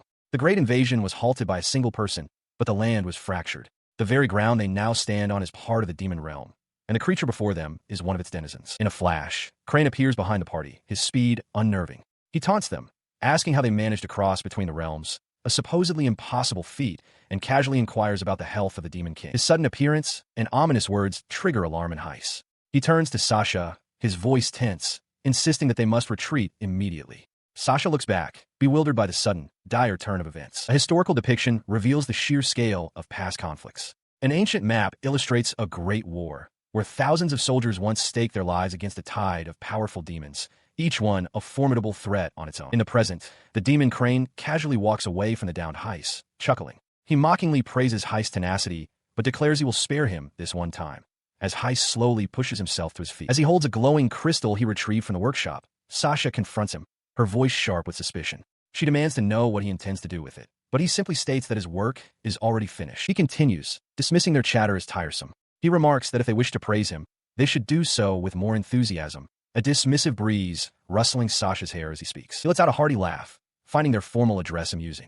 He suggests a more familiar tone would be more appropriate, his friendly demeanor a stark contrast to the tense situation. His amusement is cut short. In a flash, Sasha appears directly behind him, her sword drawn and glowing with power. Crane's eyes widen in surprise as he senses her potent killing intent, questioning what just happened. Her sudden attack sends a shockwave through her companions. Heis shouts her name in alarm, while Reynolds questions her disregard for the rules. Unfazed, Sasha declares her intent to exterminate the human who dares cause chaos in the kingdom of Hibbel. Piazzala stands ready, confirming the mining permit has been revoked. In response to the confrontation, a wave of power washes over the party as enhancement magic is cast. Crane merely smirks, noting that things are finally starting. With a casual flick of his finger, he conjures a swirling vortex of wind aimed directly at Heis. He scoffs at their preparations, unimpressed by their use of 3 enhancement spells. The wind slams into Heis, sending him crashing into the cavern wall. As Sasha cries out his name, she glares at Crane, her expression cold as she dismisses him as trash. He then vanishes, reappearing instantly before Sasha with his fist cocked back. A technique, you say? He taunts, unleashing a powerful punch wreathed in wind. Reynolds can only shout a desperate warning as the blow is about to connect. She faced the demon Crane, who loomed over her with a menacing grin. He taunted her, asking if she was scared now. As his power whipped debris through the air, he declared that he was a force of destruction, not some simple fan to cool her down. He then rose into the air, suspended within a swirling vortex of wreckage. Looking down on the entire party, he dismissed them as nothing more than flies and offered to grant their apparent wish for death. She stood her ground, undeterred. Sasha acknowledged that Crane was a strong demon, but asserted that strength isn't everything. She proclaimed that fighting is more than just skills or muscle, and that she would demonstrate this to him. Amused, he remarked on her feisty nature. Suddenly, a volley of projectiles slammed into him, erupting in a series of concussive blasts. Staggered by the unexpected assault, he whipped his head around, demanding to know who dared to attack. His eyes found the culprit, Philip, panting from the exertion of using his staff. The demon scoffed in disbelief, questioning how such a small brat could have thrown him around with mere junk. Before he could react, a second volley of smaller, faster projectiles struck true, culminating in another powerful explosion that engulfed him. From within the smoke, a calm voice asked if he had finished playing. As the dust settled, it revealed the entire party. Heis, Reynold, Philip, Piazzala, and Robin, sheltered behind two large, magically conjured shields. Crane grunted in annoyance at their coordinated defense. Floating nearby, the elf Piazzala addressed him with a confident smirk. She stated that a single tree does not make a forest, hinting that his individual power was insufficient. Her words were a signal. As Piazzala completed the proverb, that 3 trees together can form a high mountain, Sasha surged forward, her sword glowing with power, catching the demon completely off guard. Her blade sliced deeply across his chest. Crane stumbled back, gasping in a mixture of pain and shock. Standing over him, her attack a clear success, Sasha declared that his time for playing with them was over. She watches as the demon, Crane, erupts in a furious tirade. He vows to hunt down every last one of them, the human trash, before turning his wrath upon their homes and, eventually, the entire kingdom. His rage intensifies, his uncovered eye wide with malice as he finally focuses his murderous intent on Sasha herself, the sword wielder. With his threat delivered, he vanishes in an explosive burst of speed, leaving only disturbed air and cracked earth in his wake. Despite the demon's sudden disappearance, Sasha remains perfectly still, her gaze fixed and unwavering as she tracks his unseen movement. At the Grand Hebbel Palace, a question hangs in the air. Have the gods of the demon race finally reached the capital? Inside the throne room, Princess Muane reports to her father, King Barbaros. She confirms that an individual calling himself Crane has appeared, openly declaring his seditious intent to overthrow the kingdom of Hebbel. The king listens with a grim expression. Her brother, Prince Cress, interjects, stating he will hear the report directly from her. As Muane thanks the king, Barbaros's gaze hardens. He expresses his profound disappointment, noting that it is a shame Heis failed to complete his mission. He then addresses the sacred party directly. In recognition of their great achievements, he announces his intention to grant them one wish, asking what it is they desire. In response to his offer, Sasha steps forward, her eyes wide with a mix of hope and surprise. She formally requests a private headquarters for the sacred party, a clan home. The king and his advisor, Bonnet, seem to have anticipated such a request. This reward is the culmination of a recent, joyous occasion. The entire sacred party, Reynold, Heis, Sasha, Piazzala, and Philip, had celebrated their successful mission completion and their promotion to the esteemed S rank. Returning to the throne room, the advisor, Bonnet, smiles warmly at Sasha, telling her that thanks are unnecessary for such a well-deserved reward. His expression then turns inquisitive as he asks about the matter of Heis' mission failure. His question hangs in the air, but the truth is more complex. Heis had, in fact, successfully retrieved the requested item from the Adora kingdom, the rare flower known as Vin Noyet Dan. Sasha gazes at the preserved bloom. The flower was destined for a specific, urgent purpose. It was sought to treat the grave illness afflicting Queen Alcera, who lies weakened in her bed. Her grave condition was the reason Heis neglected his official duties. He gave a life-saving flower not to his superiors, but to Priscilla, the queen's own younger sister. In a tense confrontation, Crane addresses Heis, his finger pointed accusingly. He acknowledges that while Heis failed his assigned mission, his heroic act of saving the Adora royal family cannot be dismissed. Crane reveals that the king had pardoned Heis, but that Heis himself refused the offer, a decision that causes Crane's hand to clench in frustration. Elsewhere, the royal advisor Bonnet speaks with Sasha and an energetic Piazzala. Piazzala, bouncing with curiosity, asks what Priscilla did next, commenting that Heis seems to lack any ambition as usual. Sasha listens with a look of surprise. In response, Bonnet explains that Priscilla has left Adora to become an adventurer.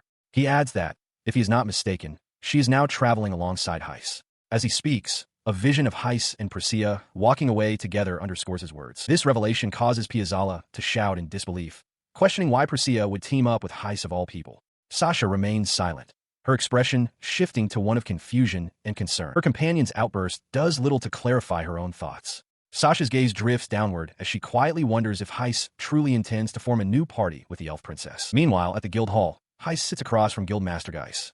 The older man asks if he is taking a break, and a startled Heis confirms that he is. He is informed that his dungeon investigation is now considered complete. Heis presents him with a new S-rank adventurer card, explaining that from floor 60 onward, only high-ranking teams are permitted entry. The guildmaster muses that Heis has his own reasons for being there and wonders if he'll need another card for his investigation. With the formalities concluded, Heis advises Heis to relax and enjoy his youth, reminding him that he's only 16 or 17. Piazzala, overhearing them, playfully asks if he has a date for the upcoming spring festival. leaving Heis looking utterly bewildered. His confusion is cut short as Persea suddenly leans in close, a wide smile on her face, asking if he's still refusing her company. The surprise causes Heis to spit out his drink. Piazzala points and laughs, exclaiming that Persea is clinging to him, while flustered Heis demands to know if she's just teasing him. As the commotion settles, Geis places a reassuring hand on Heis' shoulder. With a serious but kind expression, the guildmaster tells him that he believes this is where Heis is meant to be. He examines a flyer for the annual Old Book Fair, a notable event held in the Ryuzen district of Hibbel. It seems like an ideal opportunity to find some rare books and enjoy a day of leisure. As he considers the idea, Persea appears, cheerfully asking if he's heading to the fair. Before he can fully respond, she invites herself along, telling him she'll be waiting. He seems momentarily taken aback, but agrees. They soon arrive at the bustling Old Market district. The streets are alive with people browsing the various stalls. Persea remarks with a smile that he seems to have gotten lost in his own world the moment they arrive. His attention is captured by a particular bookshop, its sign promising a wealth of text within. He decides to step inside for a look. Inside, he surveys the surroundings, impressed by the sheer number of books lining the shelves from floor to ceiling. His gaze lands on a specific volume tucked away on a table. The Adventure Diary of S-Rank Adventurer, Gerald. He doesn't recognize the name, making a mental note to inquire about this Gerald at the guild later. For now, curiosity gets the better of him, and he reaches for the book. Just as his gauntlet fingers are about to grasp the spine, another hand gently makes contact with his own. He turns, surprised to see Sasha standing there. She begins to apologize, but her words falter as she realizes who she has just run into. The awkward moment is amplified by the sudden appearance of the rest of the sacred party. Reynold immediately questions Heis' presence, while Piazzala teasingly asks if it's a date. Caught in the middle, Sasha becomes utterly flustered. He freezes at the sight of Reynold laughing while holding Piazzala in a playful headlock. Piazzala shouts in protest, insisting they're not a couple, but Heis' attention is fixed on his former comrade. The book he was holding slips from his grasp, hitting the floor with a soft thud. A familiar voice calls his name, Heis. Looking up, he sees Sasha, who asks what's wrong and if he's arguing with someone again. Piazzala, now free from Reynold's grasp, suggests they all go for a drink, noting that his legs must be tired. Heis forces a tight-lipped smile, saying nothing. He turns his back on them abruptly. I'm leaving, he announces, walking away as Reynold and Piazzala watch him depart. Moments later, seated in an outdoor cafe, Persea asks if the woman he saw was Sasha. Heis confirms, clarifying that they are merely his old party members. She presses further, mentioning that Sasha was a childhood friend. Annoyed, Heis dismisses it as an old game, insisting their past relationship has nothing to do with him now. Persea's gaze softens as she urges him to be honest with himself. She questions whether the feelings he had for Sasha were love, or perhaps if it was the other way around. Her tone shifts, becoming serious. She reminds him that he was nearly killed by them, a fact he must know from his own investigation. The memory of their betrayal flashes in his mind. Persea acknowledges that while the motive might be unclear, the attempt on his life is undeniable. His face contorts with anguish. How could I go back to the way things were? He asks, the question hanging heavy in the air. Persea looks at him steadily from across the table. You can't go back, she states simply. As he looks down, lost in thought, she poses another question. Did you ever want to? He could only watch as the chaotic battle erupted. The Horned Man, Crane, unleashed a devastating force, shouting curses at the monstrous creatures swarming them. With a cry of supreme earth layer, the very ground seemed to rise and crush the beasts. Crane roared for the damned maggots to be ground to dust. The Horned Warrior then turned his chilling gaze upon them, his voice low and threatening. He promised to kill them all, piece by piece. Watching him, Persea's eyes widened in sudden understanding. She recognized him. He was a legend from Hibbel. With a sharp snap of his fingers, another colossal stone beast materialized before them. Heis, however, remained unfazed, a smirk playing on his lips. He acknowledged the impressive sound of the technique, cracking his knuckles as he prepared to see what face his opponent would make when they met again. But before Heis could act, the stone beast was obliterated, its head shattering into dust. Crane loomed over the wreckage, his grin widening into a crazed leer. He mused aloud whether a single palm strike had ever killed someone, then extended a hand towards them. Beg me, he commanded. 1 month later, at the guild hall, a maid diligently dusts near a large banner. Nearby, a newspaper article lies open, detailing the ever-growing achievements of the sacred party and pondering the definition of an impending great sin. As she works, the sound of a door creaking open catches her attention. She turns in surprise to see Heis entering, looking utterly exhausted. Before she can properly greet him, a wave of boisterous chatter erupts from another group. The maid turns to them and offers her congratulations to the 1,000 party for their promotion to D rank. The group's apparent leader, a young man with spiky hair, laughs it off, claiming it was nothing. He leans in with a sly grin, adding that they've been working just as hard since joining the sacred guild. He quickly clarifies that it wasn't just his effort, but a testament to their entire party's hard work. His companions are introduced, the stoic Kua, the cheerful Tenna, and the combat. Despite his pride, the leader, Lauren, suddenly shouts, expressing his confusion. He acknowledges he was lucky to be accepted into sacred, but questions why, upon joining, he was immediately paired with a young girl. His outburst draws varied reactions. Tenna seems worried, while Matt thinks he's being too loud. Kua points out that everyone looks up to Sasha. Lauren retorts that it's only natural for him to be with Sasha. He clenches his fist, his eyes wide with determination. He declares that this is his opportunity to shoot straight up to S-rank. His impassioned declaration is cut short as Kua grabs him, exasperatedly telling him to stop being so loud. Just then, the maid's voice cuts through the commotion as she addresses Heis, noting he looks like he's had a hard time. The thousand party turns, and Lauren looks over his shoulder in surprise, questioning who Sacred Heis is and how he could possibly be aiming for S-rank. He dismissively pushes back against Heis' retreat, presenting a large, bizarrely shaped weapon. Lauren explains it's a cursed weapon, still containing the soul of its previous owner, and offers it as a gift. Unimpressed, Heis tells him to keep it, but Lauren insists, his expression wide and manic. Undeterred, Lauren then thrusts forward the grotesque, severed head of a monster, loudly proclaiming it to be a rare elven ingredient. His party member, Kua, looks on aghast as he bellows that Heis has arrived. As Lauren's party reacts with a mixture of shock and embarrassment, the voice of King Barbaros cuts through the commotion. He announces that the royal family is now confirming that very ingredient is part of a 30 million gold S-rank quest. The scene shifts to a grand hall where King Barbaros, flanked by his children and advisors, addresses an unseen assembly. He declares his intention to dispense with formalities and address the matter at hand directly. His audience is revealed to be a collection of the realm's most powerful figures. Among them are Chaos, leader of the Judgment Tribe, Mama Cha, an S-rank adventurer known as Blood Battle, and Gyrabasin, leader of the Barbarian Tribe. The king begins his explanation. According to recent investigations, monsters of B rank and higher have begun to reproduce at an uncontrollable rate. The assembly is taking place in a chamber known as the Supreme Hell Floor, a location near the capital that Heis himself had previously investigated. His party, including Sasha, Reynold, and Philip, are also in attendance. Among the summoned heroes are the key members of the Sacred Guild: Heis, the Beast Tamer, Sasha, the White Heavenly Knight, and their leader, Guildmaster Geist, the King of the Iron Fist. With a grim expression, King Barbaros gives the terrifying phenomenon a name: the Beast Stampede. The announcement sends a wave of shock through the assembled warriors, their faces etched with disbelief and concern. This Beast Stampede is defined as an event where the monster population explodes beyond control. When their numbers become too great, they are forced to expand their territory, turning their former lands into a perilous, uninhabitable wasteland for all other living things. His Majesty continued, detailing the specifics of the crisis. He explained that a creature known as the Storm Cannon, which should only exist on the 60th floor, had suddenly materialized on the 10th. To expedite the matter, he authorized Guildmaster Geist to complete the task, granting him permission to open the dungeon to the public. His advisor, Bonnet, bowed in acknowledgement. This was merely a symptom of a much larger problem. The ecological balance within the dungeon had been shattered, its territories shrinking, forcing the monster populations to spill out from the lower levels and spread across the upper floors in search of new land. The monsters were not just spreading randomly, they were moving with purpose. If the guild's calculations were accurate, their ultimate destination was the royal capital itself. Guildmaster Geist reacted with alarm, the sheer number of beasts staggering him as he recalled that the capital had endured a similar catastrophe 30 years prior. The scale of the threat was immense. Even for a mid-level dungeon, the estimated number of creatures in the stampede was a horrifying 20,000. The historical precedent was grim. By the time the last stampede had concluded, 3 towns and 7 entire villages had been utterly erased from the map. His expression hardened with the weight of that history. He confessed that this was the 7th such stampede, once again originating from the Supreme Hell Floor.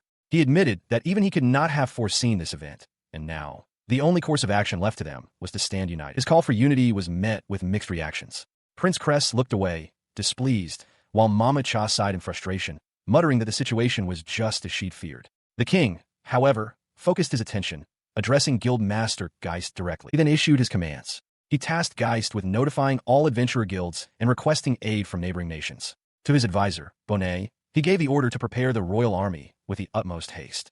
Both men accepted their duties without hesitation. With his orders given, he rose, planting his hand firmly on the table for emphasis. He corrected himself, stating that this was not merely a stampede, but an unprecedented crisis. The very survival of the kingdom, he declared, now rested upon the shoulders of everyone in that room. His gaze swept across the assembled leaders, his expression a mixture of grim determination and solemn trust. "I'm counting on all of you," he proclaimed, his voice resonating with the full weight of his authority and hope. In the aftermath of the royal decree, Heis stood silently, a fresh bandage and eye patch now covering his left eye. Beside him, Sasha regarded him with an expression of deep concern. Among the other leaders, the burly Gyrabasin argued that for this unprecedented threat, all the clans needed to cooperate and prepare together.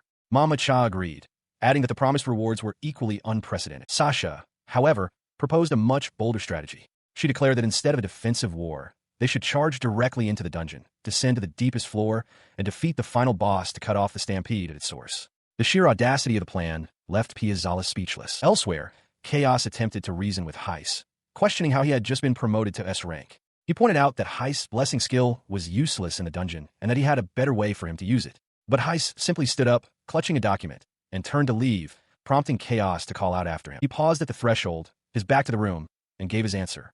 "I'm sorry, but I refuse." His refusal ignited fury among the other leaders. Jirabasin cursed his arrogance, while Piazzala sneered that a fool with such an attitude was bound to die sooner rather than later. When word reached the throne, however, King Barbaros erupted into a fit of laughter. To the visible annoyance of Princess Muen, the king declared that such defiant spirit was the very essence of youth. Sasha, however, could not share the sentiment. She stared in the direction Heis had gone, her expression one of utter disbelief and confusion as she wondered why he would make such a choice. 10 days passed. Throughout the kingdom, newspapers spread the dire information, with maps showing the relentless advance of the beast stampede. As the crisis deepened, the Merchants Guild officially announced the indefinite suspension of all commissions and missions. As predicted, the great upheaval was expected to begin within a few days. In response to the looming threat, King Barbaros stood before his assembled knights, his voice echoing from the castle balcony as he issued his commands. His words did little to quell the panic spreading through the populace.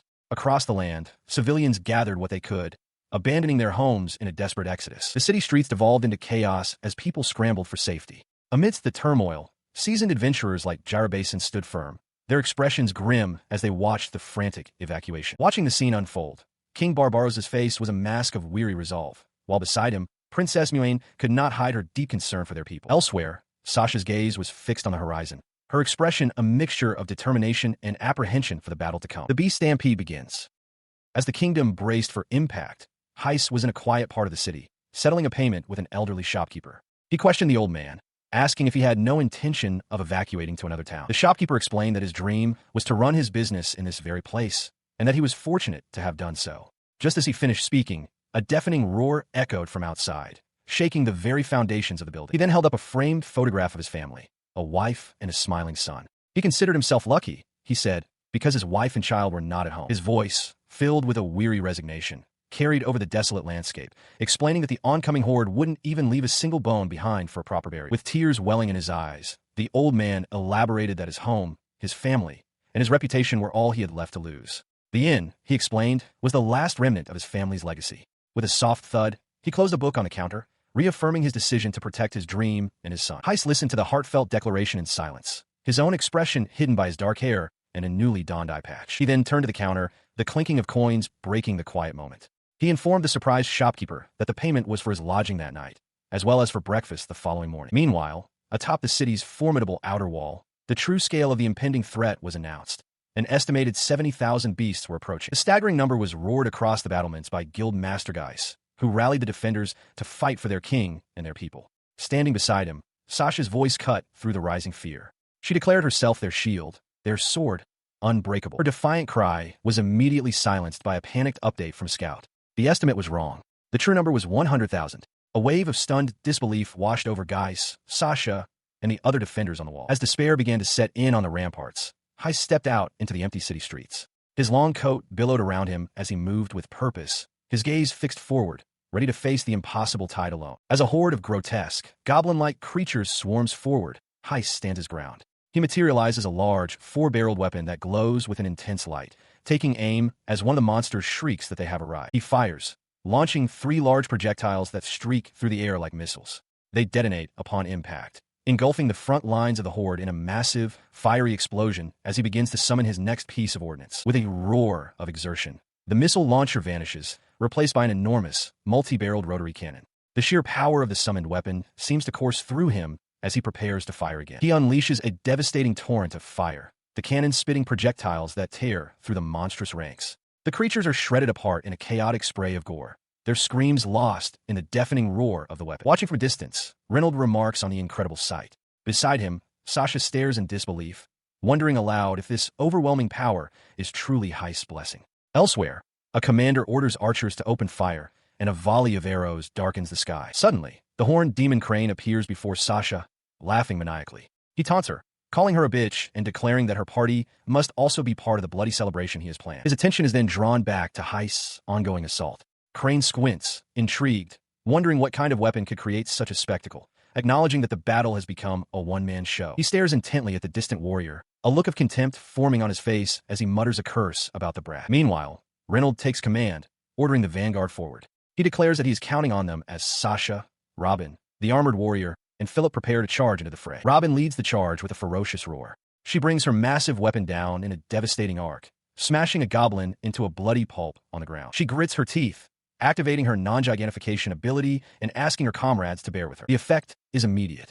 As a hulking, one-eyed beast bellows, she charges into the fray, her blade a swift arc against the monstrous tide. Elsewhere on the battlefield, the warrior Jarbasin slams his weapon down, unleashing an earthquake ability.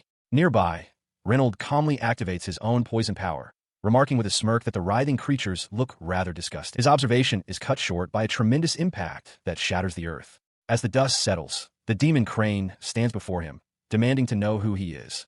Reynolds, caught off guard, can only stare as Crane notes how quick he was to retreat. He smirks, recognizing Reynolds as the man from Sasha's reports. The demon then pointedly asks if Reynolds knows Sasha. Without waiting for a reply, Crane asks what he wants, then declares his intention to erase him. He calls Reynolds an eyesore, mocking him as trash for forgetting that Sasha is his superior officer. The insult strikes a nerve. With a furious shout, Reynolds lunges forward, his sword flashing towards the demon. But the demon vanishes. In the next instant, Crane reappears behind him, untouched, as an explosion erupts in the forest far behind them. Sasha cries out a warning, telling Reynolds that the demon has appeared. Her warning is drowned out by a new, overwhelming threat. A massive horde of monsters swarms over the ridge, a veritable flood of snarling beasts. Sasha's eyes widen as she realizes how dire their situation has become, while Reynolds shouts for everyone to look. The ground itself then begins to tremble and crack. A colossal, armored creature, like a living mountain of jagged rock, bursts forth from the earth with a deafening roar. Seeing the new behemoth, Reynolds desperately calls out Sasha's name. He watched as the colossal rock monster, a creature of earth and fury, shattered the very ground before him with its immense power. The beast let out a deafening roar that echoed across the battlefield. Seeing the overwhelming chaos and the swarming horde of goblins, Reynolds cried out Sasha's name in alarm. In response to his cry, Sasha turned to him, her expression firm. She declared that they would handle the giant creature and that he should leave Heis to her, assuring him it would be fine. With that, she pivoted and charged toward the goblin ranks, shouting for a retreat as she prepared to engage the enemy. From a distance, the demon Crane watched the scene unfold with a detached smirk. His amusement was cut short as a figure materialized before him. Heis. Crane seemed momentarily surprised, questioning if Heis had been sleeping. Simultaneously, a volley of small, cylindrical projectiles rained down, catching Heis off guard. The demon taunted him, remarking that his projection technique was as common as water in the outside world. He dodged frantically as the projectiles shot past him with lethal speed. From his position floating in the air, Crane watched with a condescending smile, noting that Heis' reflexes were decent enough, before snapping his fingers to trigger an attack. The projectiles detonated in a massive explosion, blanketing the area.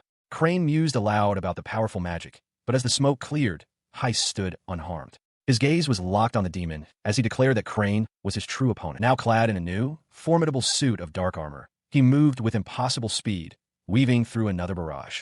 Crane voiced his surprise at the powerful magic, but questioned if Heis could even land a hit. As Heis landed, kicking up dust, the demon continued his assault from above, demanding to know his next move. He knew he would die if he wasn't fast enough. A realization struck him. If he could destroy the flow of the projectiles, the attack would cease.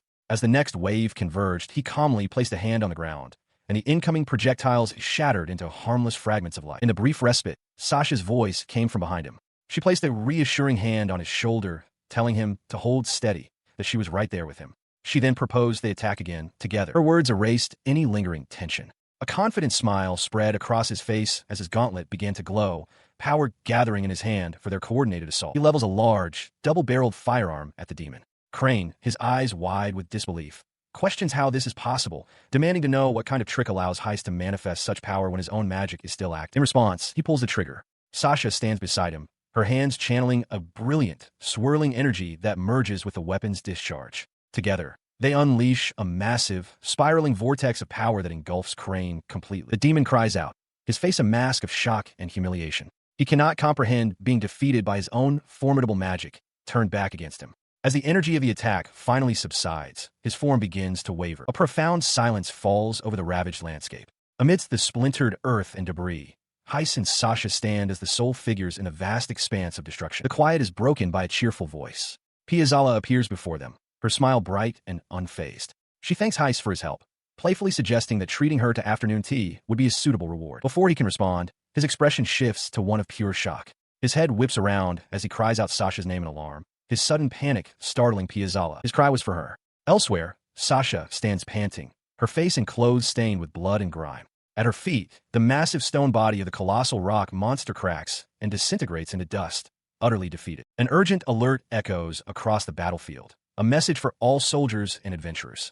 A demon beast of rank SS+, known as the Demon Emperor, has appeared. The colossal creature of living rock lets out a guttural roar as the command is given. All warriors are to focus their efforts and fight with everything they have. Responding to the dire threat, Sasha charges forward, leaping high into the air.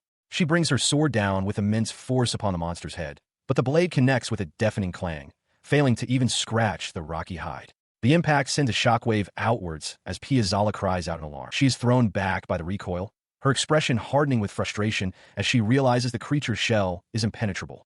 As she stumbles through the air, trying to regain her footing, Reynolds shouts her name, his voice filled with concern. Her momentary vulnerability is exploited immediately. The Demon Emperor's arrival has thrown the entire area into chaos, and from the dark woods, a horde of goblins swarms the battlefield, cutting off any chance of retreat. Sasha finds herself surrounded, and one of the creatures lunges, forcing a scream from her lips. Seeing her fall into danger, Reynolds desperately carves a path through the goblin ranks, cursing the wretched creatures. He fights to reach her, but Sasha has already fallen to her knees, weakened and overwhelmed by the monstrous tide. He screams her name again as a goblin closes in on her defenseless form. Just as its claws are about to strike, the creature's head explodes in a spray of black ichor, struck down by an unseen force. The brief respite vanishes as the colossal Demon Emperor begins to gather a blinding light within its gaping maw. Holding a glowing magical item, Reynolds realizes the immense danger. He tries to warn Sasha to run, but he is too far, caught in his own struggle. He knows he won't make it in time. With a deafening roar, the monster unleashes a torrent of destructive energy. The beam scours the earth, incinerating everything in its path. Reynolds can only scream Sasha's name in despair as the blast engulfs her position. Staring into the approaching annihilation, Sasha believes her end has come. From the settling smoke and dust, a figure emerges, standing resolute over Sasha's fallen form. It is Heis, but he is transformed, battered, bruised, and wearing a dark, flowing coat with an eye patch covering his right eye. Looking up in utter disbelief, Sasha whispers his name. He remains silent, his back to her, a steadfast guardian against the devastation he just thwarted. The ground around them is a wasteland of scorched earth and shattered rock, a testament to the power of the blast he somehow negated. Sasha can only sit and stare at her unexpected savior. He held Sasha close as she leaned against him, her voice trembling with a mixture of relief and anger. She demanded to know why he would die for her, crying out that she had never asked him to protect her. Panting and battered, he simply replied that it was instinct. From the ground where he lay injured, Reynolds watched them, a flicker of understanding in his eyes. He realized their shared goal had always been to become strong adventurers.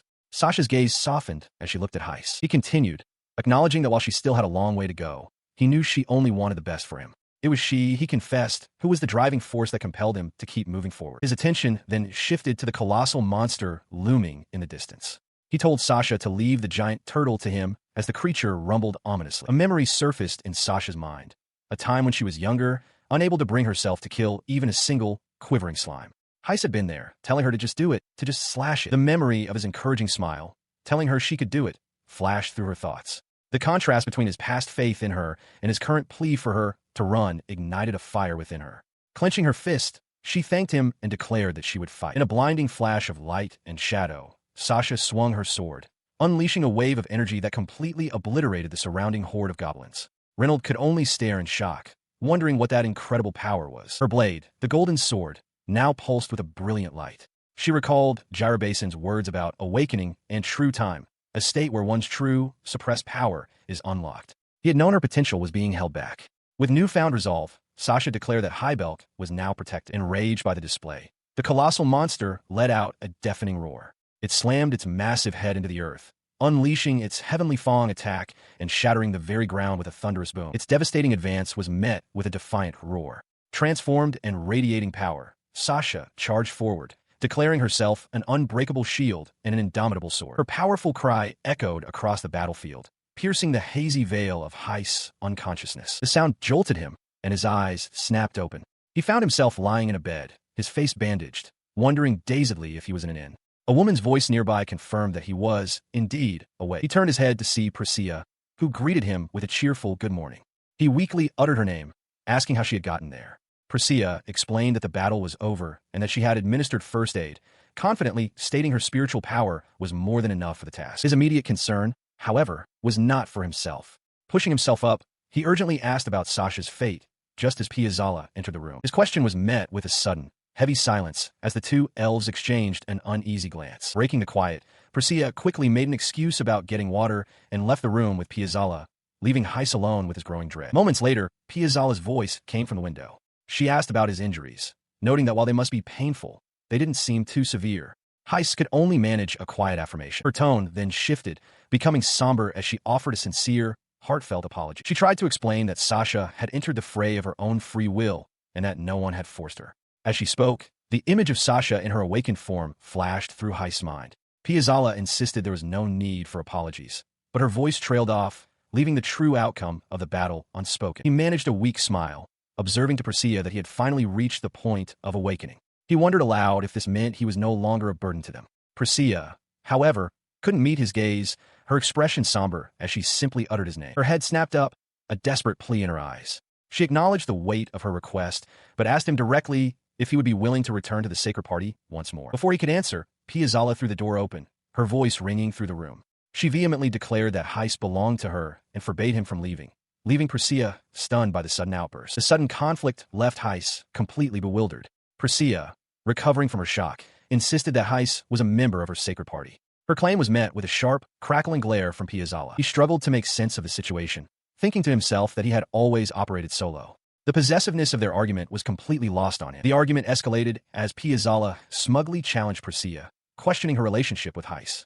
With unwavering confidence, Piazzala then declared that she and Heis would be companions for life, much to Priscilla's visible frustration. A sudden, loud noise from outside cut through their bickering.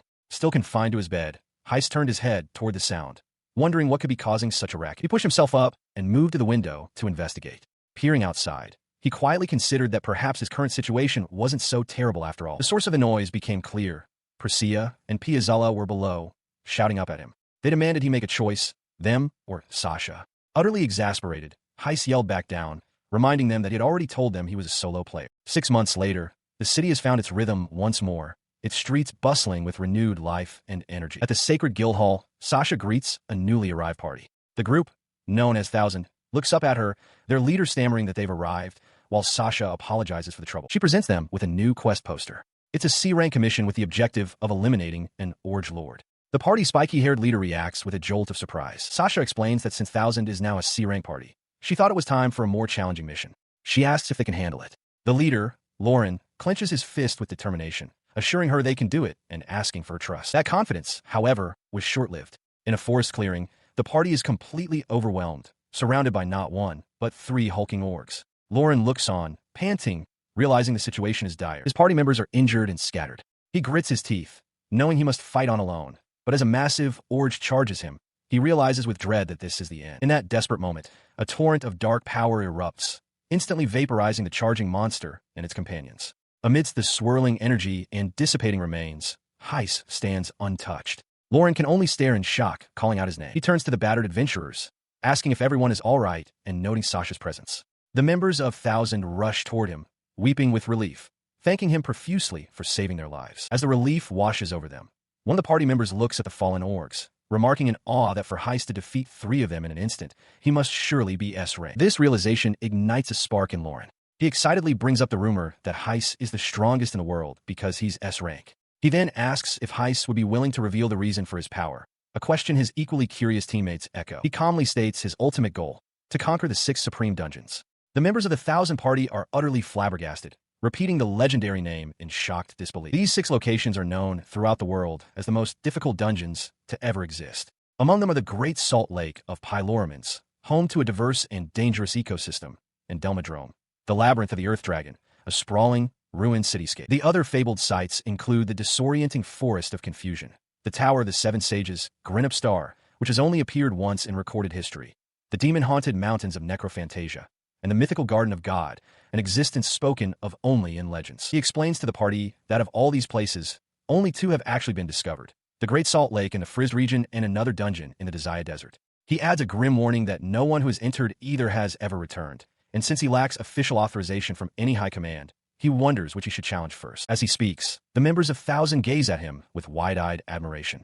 He internally notes that he cannot yet reveal he is acting on a commission, deciding it's best to simply present himself as a fellow adventurer for the time being. His apparent ambition inspires them. Lauren and Tenna eagerly ask if they can accompany him, apologizing for being a burden but desperate to hear more of his stories. The entire party begs to be allowed to join him on his journey. Before he can answer, the scene shifts to a grand throne room. As a large door opens, King Barbaros greets Heis. He kneels before the king, apologizing for being late, while the 1,000 party sits at a nearby banquet table, completely bewildered. The king dismisses the pleasantries, stating he will get straight to the point. The king then issues a royal decree. He wants Heis to conquer one of the 6 supreme dungeons, specifically Delmadrome in the Desaya region. The direct order leaves Heis momentarily stunned. His mind races with the implications. He has to venture into another one of the supreme dungeons so soon. Sensing his hesitation, the king explains his reasoning. Based on Heis' excellent performance during the recent stampede incident, he is confident that Heis possesses the ability to challenge Delmadrome. He stood before King Barbaros, who leaned forward and posed the question directly. Would he accept this challenge? In response, he knelt without hesitation, his armored fist placed firmly on the floor. He would obey the command. With the command accepted, the king turned his gaze toward a large, inscribed stone tablet. He instructed Heis to seek out the Desaya Adventurers Guild for precise information on the dungeon, adding that a man named Balgon would surely know the details. The king continued, explaining that he had already prepared a letter of introduction and hoped for a positive report. His advisor, Bonnet, stepped forward to present the letter. Heis accepted, affirming his understanding. His business concluded, Heis turned and departed the throne room. The heavy portcullis gate slammed shut behind him, sealing his new mission. But as he stepped out, he was met by Piazzala and Sasha. Piazzala appeared with a cheerful flourish, stating she'd heard he was preparing to head to Desaya to find the great dungeon. Sasha watched him, remarking that it was just like him. He walked past them, warning them not to follow him this time. He knew the place was dangerous, and he intended to go alone. She called out, telling him not to worry. With a confident smile, Piazzala assured him that she wouldn't be going with him. She then stepped forward, gently taking his arm. She explained that although she had recently reached A rank, her current power would only serve to hold him back. With a firm look, she told him to go on ahead. Releasing his arm, Piazzala added one more piece of news. She had heard that Sasha's party was also preparing to challenge a supreme dungeon, Pylormans. As Heis departs through the city gates, Piazzala calls out his name, stopping him in his tracks. He turns back as she offers her thanks. He seems taken aback by her gratitude. With a bright smile, she asks him to tell her all about his journey when he gets back. After a moment of surprise, he quietly agrees. Her expression softens as she adds that he can tell her his stories while they have some tea together. With their farewells exchanged, the 2 adventurers begin their journey, wishing for a safe road ahead. Their travels lead them to the bustling desert kingdom of Pisaya, a city nestled against a formidable mountain range. They quickly make their way to the local Adventurers Guild. Inside, Piazzala presents the letter of introduction from the king of Hibbel to a guild official. She states they are there to meet Balgon and requests that they verify the letter's authenticity. While she handles the formalities, Heis waits, clenching his gauntlet fist. He reflects on the letter, thinking about the Beast Riot incident and the weapons he has since acquired. He feels that if things proceed smoothly, he has nothing to fear. His thoughts are cut short as a massive, bearded man looms over him. The man's voice booms, asking if Heis is the one who intends to conquer Delmadrome. Startled, Heis looks up and asks if he is Balgon.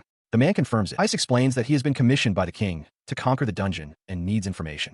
Balgon immediately dismisses him, roaring that he has no business with him and telling him to get lost. He angrily questions why he should listen to a brat and why Heis dares to set foot in his establishment. Balgon continues his tirade, sneering at the idea that King Barbaros would send an S-rank appraiser involved in the Beast Riot to explore Delmadrome.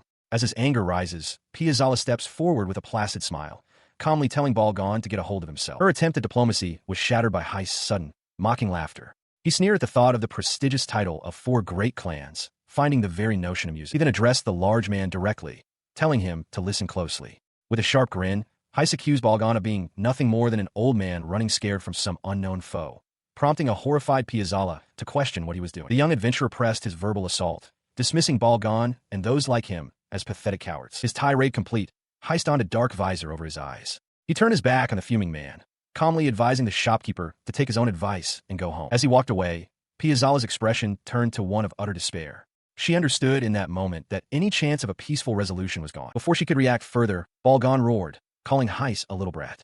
In a flash, Heis launched himself from the building's balcony, and a tremendous explosion erupted behind him, shattering the structure as he fell. With a grunt, Heis twists through the air, narrowly evading a crushing blow that shatters the stone beneath him. The large, bearded man, Balgon, watches with a smirk, impressed that the boy managed to dodge. He gives the boy no time to recover, hoisting his massive weapon high. "Let's see you dodge this one." Balgon bellows, bringing the hammer down with immense force. As the weapon impacts, the ground erupts. Heis vaults over Balgon's head, using the momentum of the attack against him. From below, Balgon grins, acknowledging the boy's considerable skill. Landing a short distance away, he glances back at the sheer destructive power, a bead of sweat tracing his temple. The old man's strength was far greater than he anticipated. The shockwave continues to radiate outwards, kicking up a storm of dust and rock fragments that fills the air around the two combatants. Balgon, surprised by the weapon Heis has just materialized, demands to know if he plans to stop. With a sharp grin, Heis reveals the firearm and unleashes a rapid volley of shots. To his astonishment, the bullets clang harmlessly off Balgon's gauntlets. The blacksmith stands completely unfazed by the assault. Heis stares, realizing his attack was futile as a small, spherical object drops from his hand. His opponent lets out a booming laugh. "Gotcha!" he exclaims, finding the situation highly amusing. He remarks that it's interesting to see someone using a Nobunaga weapon. The name hangs in the air, unfamiliar to Heis. The word triggers a memory. He sees Ibis, her long hair flowing, as she looks back at him with a curious expression, asking if he is her lover. He snapped back to reality by a heavy pat on the back for Balgon. The blacksmith leans in, a wide grin on his face. "Well now, so you know about Nobunaga, do you?" he asks, noting that the boy seems to know at least a little. He clapped Heis on the shoulder with a resounding thud, a hearty laugh booming from his chest as he finally recalled the young man's name.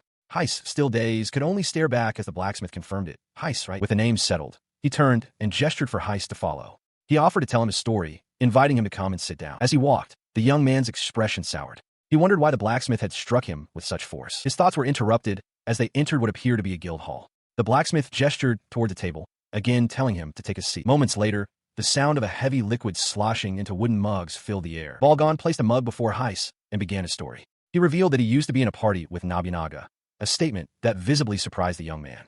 The blacksmith continued, explaining that their group also included Ibis of the elves and the other clan masters. He explained that, in the beginning, they were all part of a single, unified team, fighting under one banner. He chuckled fondly at the memory, recalling how Ibis, who now carried herself with such authority, used to follow Nobunaga everywhere. A brief vision of the past showed a much younger Ibis trailing happily behind a man in adventurer's gear. His laughter faded, replaced by a more somber expression. He clarified that Nobunaga was more than just a leader. He was a friend and a comrade in arms. With that, he fixed his gaze on Heis, his voice low and serious. He questioned why Heis would show such disdain for someone using a weapon identical to the one wielded by his cherished friend. He looks on, startled, as Balgon explains that he isn't stopping him out of spite. The large man gestures towards a large, reinforced bucket, indicating it's the reason for his intervention. Balgon continues, presenting a large, pale, monstrous hide. He explains that this is what he received upon entering this place. He recounts a past tragedy, a dungeon completely different from the outside world, where all of his comrades were killed, leaving behind scars that could never be erased. With a grim memory laid bare, Balgon asks Heis what he intends to do. The young man remains silent, his expression hardened. He doesn't wait for an answer, reflecting that it has been a long time. He mentions that 2 other young people have become the strongest, and that Ibis, not wanting to be outdone after the beast stampede, is challenging another great dungeon. This reminder of his rivals ignites a fire in Heis. He declares with absolute certainty that he will go, vowing to become the strongest of all. His bold declaration is met with a hearty laugh from Balgon, who calls him a fool for not listening to his warnings. The laughter subsides, and Balgon's expression becomes serious. He accepts the boy's determination and decides to help, offering to share his knowledge of the Delmadrome dungeon. He leads the boy inside, explaining that while the Delmadrome may look like ordinary ruins from the outside, its monsters are incredibly powerful. He warns that its gentle appearance is a facade. Anyone who enters underestimating it, viewing it as a normal dungeon, will be killed by their own assumptions. With that, he unrolls a large scroll. Unfurling the scroll reveals a detailed map. Balgon stresses that even if Heis manages to get inside, he must understand that this place is unlike any other dungeon. It is filled with strange objects known as iron boxes. The boy peers closer, asking if the drawings on the map are these iron boxes. Balgon confirms it, adding a crucial detail. When he showed this to Nobunaga, his old comrade said they were very similar to things from his own world. He processed the craftsman's words, his mind conjuring an image of the strange iron boxes, modern firearms and vehicles, so similar to his own summoned weapons. The reason for their appearance in the dungeon remained a mystery, but he was certain there was a deeper connection yet to be uncovered. Turning his attention back to Balgon, he asked if Nobunaga had also been completely unaware of what they were. Balgon confirmed that his comrade had been just as clueless. With that, Balgon stated he had shared all he knew. Heis' gaze fell upon his weapon master grimoire. He realized that if he could conquer this and other great dungeons, he would surely unlock more of his own latent power and perhaps find answers about the world's strange artifacts. As Heis considered this, Balgan's hand tightened into a fist. The craftsman admitted with shame that recent information had changed everything, making him feel that the lives of his fallen comrades had been wasted. Heis watched, startled by the sudden display of raw emotion. He looked down at the map, now understanding the weight of Balgan's past. The man had been forced to risk everything just to escape with his life. Heis resolved that he would not let the sacrifice of Balgan's comrades be in vain. Filled with a new understanding, he faced the craftsman. Balgan, he began, then apologized for calling him a coward, admitting his own immaturity. Balgan simply stared back, taken aback by the sudden apology. The large man let out a simple, gruff grunt of acknowledgement. He then told Heis to forget it, remarking that at least the boy hadn't pretended to be some seasoned veteran from the start. Taking a step back, Heis offered a simple, heartfelt thank you. Turning to leave, Heis looked back with a confident smile and vowed that he would conquer the great dungeon. As he began to walk away, Balgan called out, telling him to wait. Before he could respond, the heavy door to the workshop swung open as a visitor announced their arrival. As Heis and Balgan's conversation was cut short by the sound of the door, Heis turns, his expression hardening as he faces the unexpected visitor. Before he can fully register who it is, a figure blurs past him in a flash of motion, heading deeper into the workshop. The newcomer stops directly in front of Balgan. The large craftsman looks up from his work, unsurprised. "Ah, you've arrived?" he asks calmly, while Heis stands in the background, trying to make sense of the intrusion. Standing confidently with her hands on her hips, the energetic young woman with pointed ears asks if this is the last S-rank adventurer, then questions if the name is Hijiri. From behind, Heis demands to know who she is, but she simply confirms with a cheerful, "That's right." She suddenly spins around, invading Heis' personal space with startling speed. Leaning in close, she shouts directly at him, "You're Heis, aren't you?" She circles him, looking him up and down with a critical eye. You look pretty strong," she concedes as Heis stands stiffly, still trying to process the situation. Balgan interrupts the tense introduction, holding up a letter. He explains to Heis that a message from Barbaros mentioned another S-rank adventurer would be arriving for an expedition. A stunned Heis asks why he wasn't informed of this. The information finally sinks in, and Heis' face contorts in shock. "So that's what this is about?" he yells. Beside him, Hijiri simply offers a smug, closed-eye smile and a peace sign. He whirls back to Balgan, flustered, insisting he knew nothing about a partner.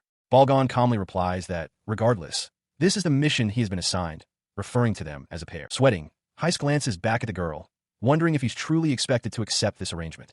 Hijiri, however, looks annoyed, stating she can't just team up with someone whose background is a mystery. All Heis can do is offer a strained apology. To dispel his lingering doubt, the energetic elf thrusts her adventurer's card forward, the prominence rank clearly visible. She declares with confidence that she is, in fact, a proper adventurer. Her proof leaves him staring, still struggling to process the information as he mutters in disbelief about her S-rank status. Beside him, Balgan simply tells him to accept the reality of the situation. He looks up as the elf extends a hand with a bright smile, reintroducing herself as Hijiri.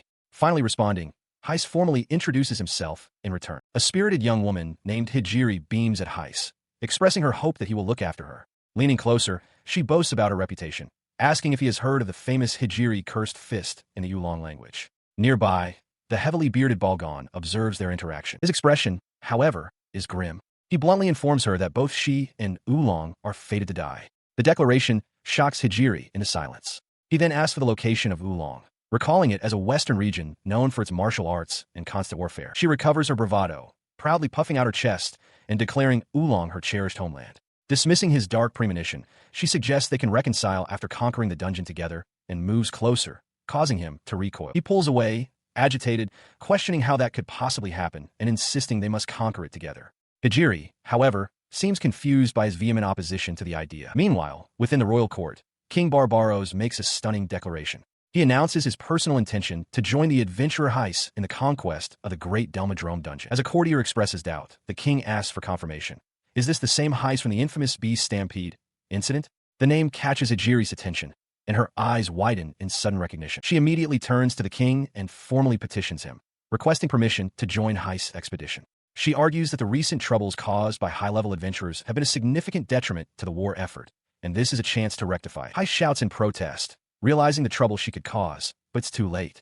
Hijiri is already dashing away, calling back that she will obey the royal command and is counting on him to keep up. Left behind, he finds himself face-to-face with King Barbaros. The king leans in, his gaze intense, and quietly asks Heis if he has ever been wrong in his judgment of a person, his tone leaving no room for argument. A heavy hand lands on his shoulder. The king's voice continues, stating that it appears Heis has captured his interest. He then prepares to repeat his intentions, leaving the young adventurer tense and cornered. He is immediately confronted by Hijiri, who dramatically plants a flag atop a small mound. She declares her ambition to become the strongest by defeating every powerful foe within the Great Dungeon. With that goal established, she issues a direct challenge, a duel with him. Her eyes gleam with an intense, almost manic energy as she presses him, asking if he is truly as strong as she believes him to be. His own expression remains grim and unreadable. He turns his back on her, dismissing the challenge entirely. He reminds her that he has already stated he works alone, implying there is nothing more to discuss. As he begins to walk away, a large, bearded gatekeeper bids him a friendly farewell, thanking him for his visit. Unwilling to be ignored, Hijiri shouts from behind for him to wait. The gatekeeper watches the two of them depart, quietly wishing them a safe journey. Later, inside a bustling tavern, Heis places a substantial order with a waitress, 2 drinks, a super steak, and a complex pasta dish with wild boar, squid ink, and sour sauce. The waitress diligently jots down his requests as he adds crispy fried fish to the list. He then turns to Hijiri, who has followed him to the table, and asks with clear annoyance how long she intends to keep shadowing him. She responds without hesitation, declaring that she will follow him until they have conquered the Great Dungeon, and he finally agrees to fight her. He looks away, realizing her talk of a contest is merely a pretext to avoid one. Her resolve only strengthens as she enthusiastically announces her decision to stick with him. She proposes they conquer the dungeon together, after which they can finally have their duel. She beams, pleased with what she considers a brilliant solution. Beside her, Heis slumps forward, utterly defeated by her relentless energy. Just then, a waitress returns to their table, apologizing for the delay. Before them, a feast was laid out, the centerpiece a large, steaming dish that filled the air with a savory aroma. Hijiri let out a cry of pure delight, exclaiming how delicious it all looked. Wasting no time, she hoisted a heavy wooden mug, splashing ale as she grinned widely. She proposed a toast to celebrate the formation of their new party, shouting Heis' name with gusto. Her boisterous cheer was met with a flat, unenthusiastic sip from Heis. He looked utterly unimpressed, questioning her declaration with a simple, tired "oh, really?" He lowered his mug, stating plainly that he didn't recall any party being formed.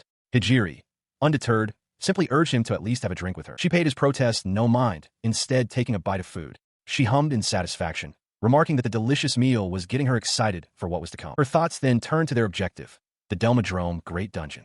She explained that it was the highest-ranked and S-class dungeon, its reputation looming over a vast, desolate landscape. Heist's expression hardened at the mention of the dungeon's rank. He retorted grimly that whether it was S-class or not, death came easily in such places. Hijiri nodded in agreement, acknowledging the risks. She stated that as an S-class adventurer herself, she was well aware of the life-threatening dangers they would face. Her cheerful demeanor vanished, replaced by a look of intense resolve. Her eyes widened with focus as she declared that she had to be mentally prepared for the challenge. She leaned forward, her voice dropping but losing none of its intensity. She had no intention of dying there, she explained to a terrified Heis, because she couldn't possibly die until she had defeated him. She tightens her grip on his collar, her expression a mix of glee and fierce determination. She declares that she's already told him her plan. She will defeat everyone, grow stronger, and eventually become the most powerful person in the world.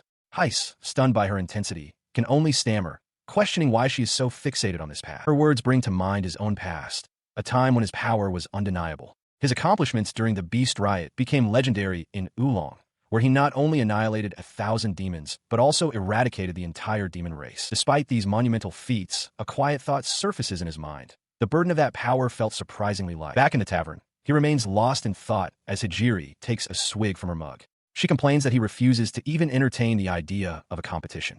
He had always believed that every adventurer shared the same ambition, to become the strongest of all. She lowers her gaze, a hint of weariness in her eyes, and quietly admits that she finds such competitions to be a nuisance. Her unexpected sentiment catches him off guard. He looks at her directly, asking what, then, is her ultimate goal as an adventurer. The question triggers a flood of memories. He recalls his earnest desire to form a party with Sasha, a dream that came true. But as their group grew, so did the chasm between their respective strengths. The memory of Sasha screaming at him, accusing him of dragging everyone down, resurfaces with painful clarity. He remembers a different time, when she had smiled and encouraged him to engrave his own strength in his heart and become the strongest.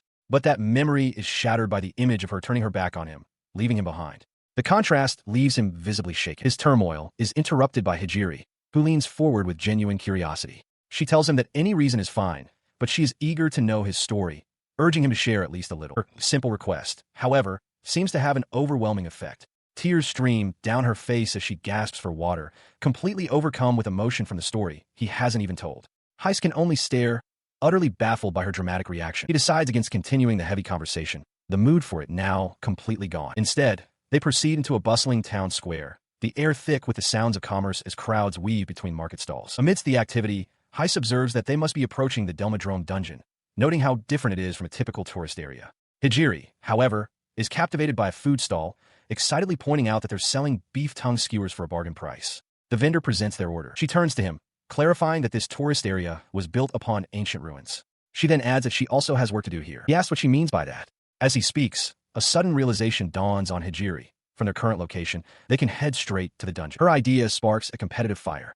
With a grin, she challenges him to a race, declaring that the first one to arrive at the dungeon gets to be the leader. Heis looks on, taken aback by her sudden, childish enthusiasm. Soon after, they arrive. Before them stands a colossal arched gateway, carved into a mountain, its dark entrance exuding an ancient power. As Hijiri stares in awe, Heis identifies their destination with grim certainty, the Delmadrome dungeon.